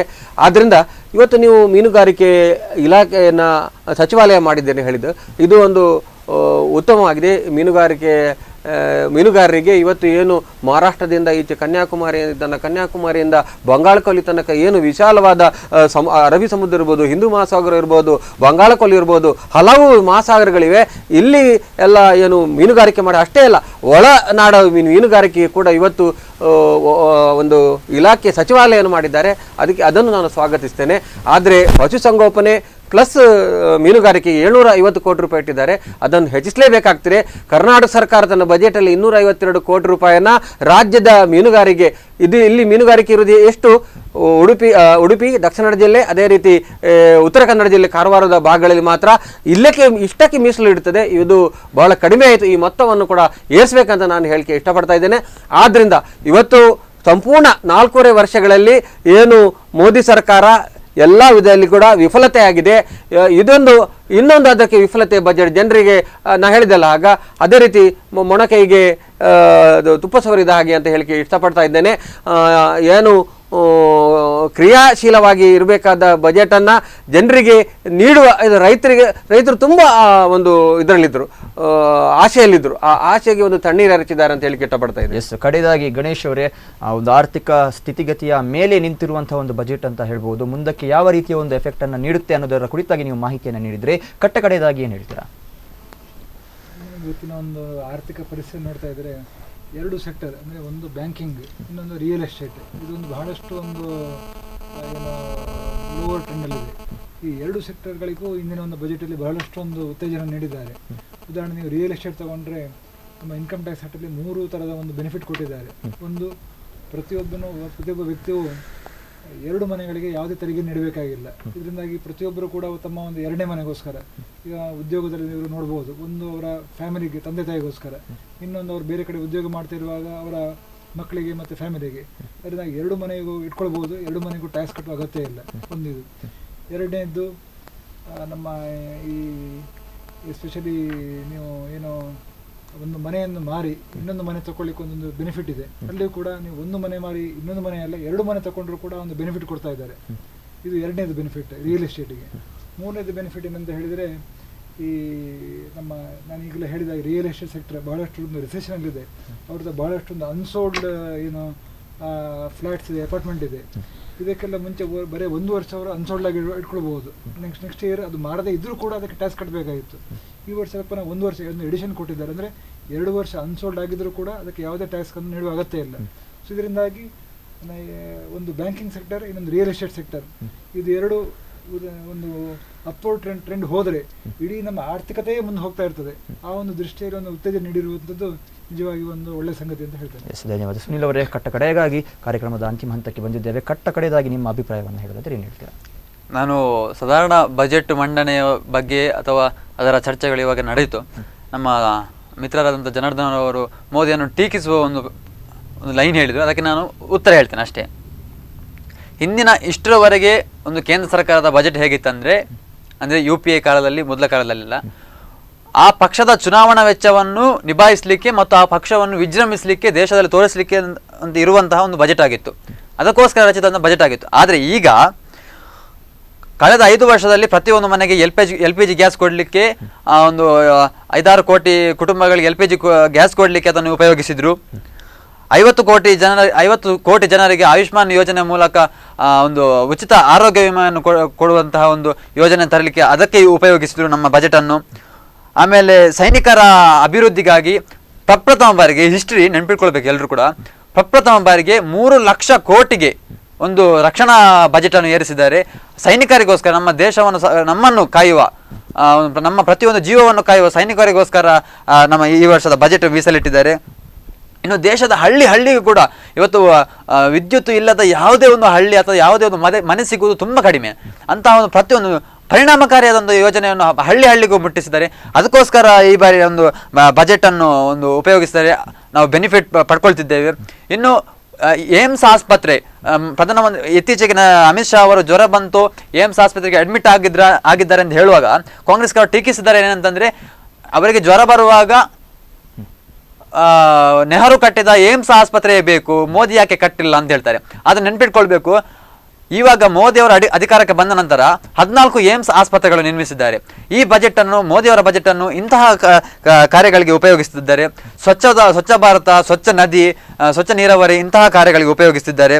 ಇನ್ನು ಅನೇಕ ದೇಶದ ವಿವಿಧ ಭಾಗಗಳಿಗೆ, ರೈತರಿಗಾಗಿರ್ಬೋದು ಅಥವಾ ಉದ್ಯಮಿದಾರರಿಗಾಗಿರ್ಬೋದು, ಕೈಗಾರಿಕೋದ್ಯಮಿಗಳಿಗಾಗಿರ್ಬೋದು ಅಥವಾ ಬಡವರಿಗಾಗಿರ್ಬೋದು, ಅನಾರೋಗ್ಯವಂತರಿಗೆ ಆಗಿರ್ಬೋದು, ಶಿಕ್ಷಕರ ಶೈಕ್ಷಣಿಕವಾಗಿ ಆಗಿರ್ಬೋದು, ಪ್ರತಿಯೊಬ್ಬರಿಗೂ ಕೂಡ ಇದನ್ನು ಒಂದು ಬಜೆಟನ್ನು ಪ್ರತಿಯೊಬ್ಬರ ಮನಸ್ಸಿಗೆ ಅಂದರೆ ಅವರಿಗೆ ಉಪಯೋಗ ಆಗುವಂತೆ ಮುಟ್ಟಿಸಿದ್ದಾರೆ. ಇದರಲ್ಲಿ ಯಾವುದೇ ಸಂಶಯ ಇಲ್ಲ. ಯಾಕಂತಂದರೆ ಕಳೆದ 5 ವರ್ಷದಲ್ಲಿ ಪ್ರಧಾನಮಂತ್ರಿ ನಡೆಸಿದ ಆಡಳಿತದ ಬಗ್ಗೆ ಎಷ್ಟೇ ಮಹಾಗಠಬಂಧನಗಳು ಒಂದಾದರೂ ಕೂಡ, 21-22 ಪಕ್ಷಗಳು ಒಂದಾದರೂ ಕೂಡ ಸಮೀಕ್ಷೆಯಲ್ಲಿ ಹೇಳ್ತವೆ, ಯಾವುದೇ ಪಕ್ಷಗಳ ಸಹಾಯ ಇಲ್ಲದಿದ್ರೂ ಕೂಡ ಮೋದಿಗೆ 252 ಮಿನಿಮಮ್ ಕೊಡ್ತಾರೆ ಜನತೆ ಅಂತ. ಯಾಕಂದ್ರೆ ಸರ್ಟಿಫಿಕೇಟ್ ಜನರು ಕೊಡ್ತಿದ್ದಾರೆ. ಹೀಗಾಗಿ ಯಾವುದೇ ಸಂಶಯ ಇಲ್ಲ, ಮತ್ತೊಮ್ಮೆ ಮೋದಿ ಅಧಿಕಾರಕ್ಕೆ ಬರುವುದು 2019 ಅಬ್ದುಲ್ ಕಲಾಂ ಅವರ ಕನಸೇನಿದೆ ವಿಷನ್ 2020 ಅದು ಸಾಕಾರಗೊಳ್ಳುವುದು ಮೋದಿ ಅವರಿಂದ ನಿಶ್ಚಿತ ಎಂದು ಹೇಳುವುದರ ಮೂಲಕ ನಾನು ಮಾತನ್ನು ಮುಕ್ತಾಯಗೊಳಿಸಲು ಇಚ್ಛಿಸ್ತೇನೆ. ಎಸ್, ಧನ್ಯವಾದ ನಿಮ್ಮ ಮೂವರಿಗೂ ಕೂಡ ಈ ಒಂದು ಕಾರ್ಯಕ್ರಮದಲ್ಲಿ ಬಂದು ಭಾಗವಹಿಸಿ ನಿಮ್ಮ ಅನಿಸಿಕೆಯನ್ನು ವ್ಯಕ್ತಪಡಿಸಿದ್ದಕ್ಕೆ ಧನ್ಯವಾದ. ಎಸ್ ವೀಕ್ಷಕರೇ, ಇದಿಷ್ಟು ಈ ಹೊತ್ತಿನ ಸುದ್ದಿಯಾಗಿರುತ್ತೆ. ಬಜೆಟ್ ಅನ್ನುವಂಥದ್ದು, ಇದರೊಂದು ಪರಿಣಾಮ ಯಾವ ರೀತಿ ದೇಶದ ಆರ್ಥಿಕತೆಯ ಮೇಲೆ ಬೀರುತ್ತೆ, ಈಗಾಗಲೇ ಹೇಳಿರುವಂತೆ ಲೋಕಸಭೆಯನ್ನು ಕೇಂದ್ರೀಕರಿಸಿಕೊಂಡು ಮಾಡಿರುವಂತಹ ಬಜೆಟ್ ಅನ್ನುವಂತಹ ಮಾತುಗಳು ಕೂಡ ಕೇಳಿ ಬರ್ತಾ ಇದೆ. ಇದರ ಸಕಾರಾತ್ಮಕವಾದ ರೂಪ ಯಾವ ರೀತಿ ಪರಿಣಾಮವನ್ನು ಬೀರುತ್ತೆ ಅನ್ನುವಂಥದ್ದನ್ನು ನಾವೆಲ್ಲರೂ ಕೂಡ ಕಾದು ನೋಡಬೇಕಾಗಿದೆ. ಇದಿಷ್ಟು ಈ ಹೊತ್ತಿನ ಸುದ್ದಿ. ನಿರಂತರ ಸುದ್ದಿ ಮತ್ತು ಮನರಂಜನೆಗಾಗಿ ನೋಡ್ತಾ ಇರಿ ಸ್ಪಂದನ ಟಿವಿ.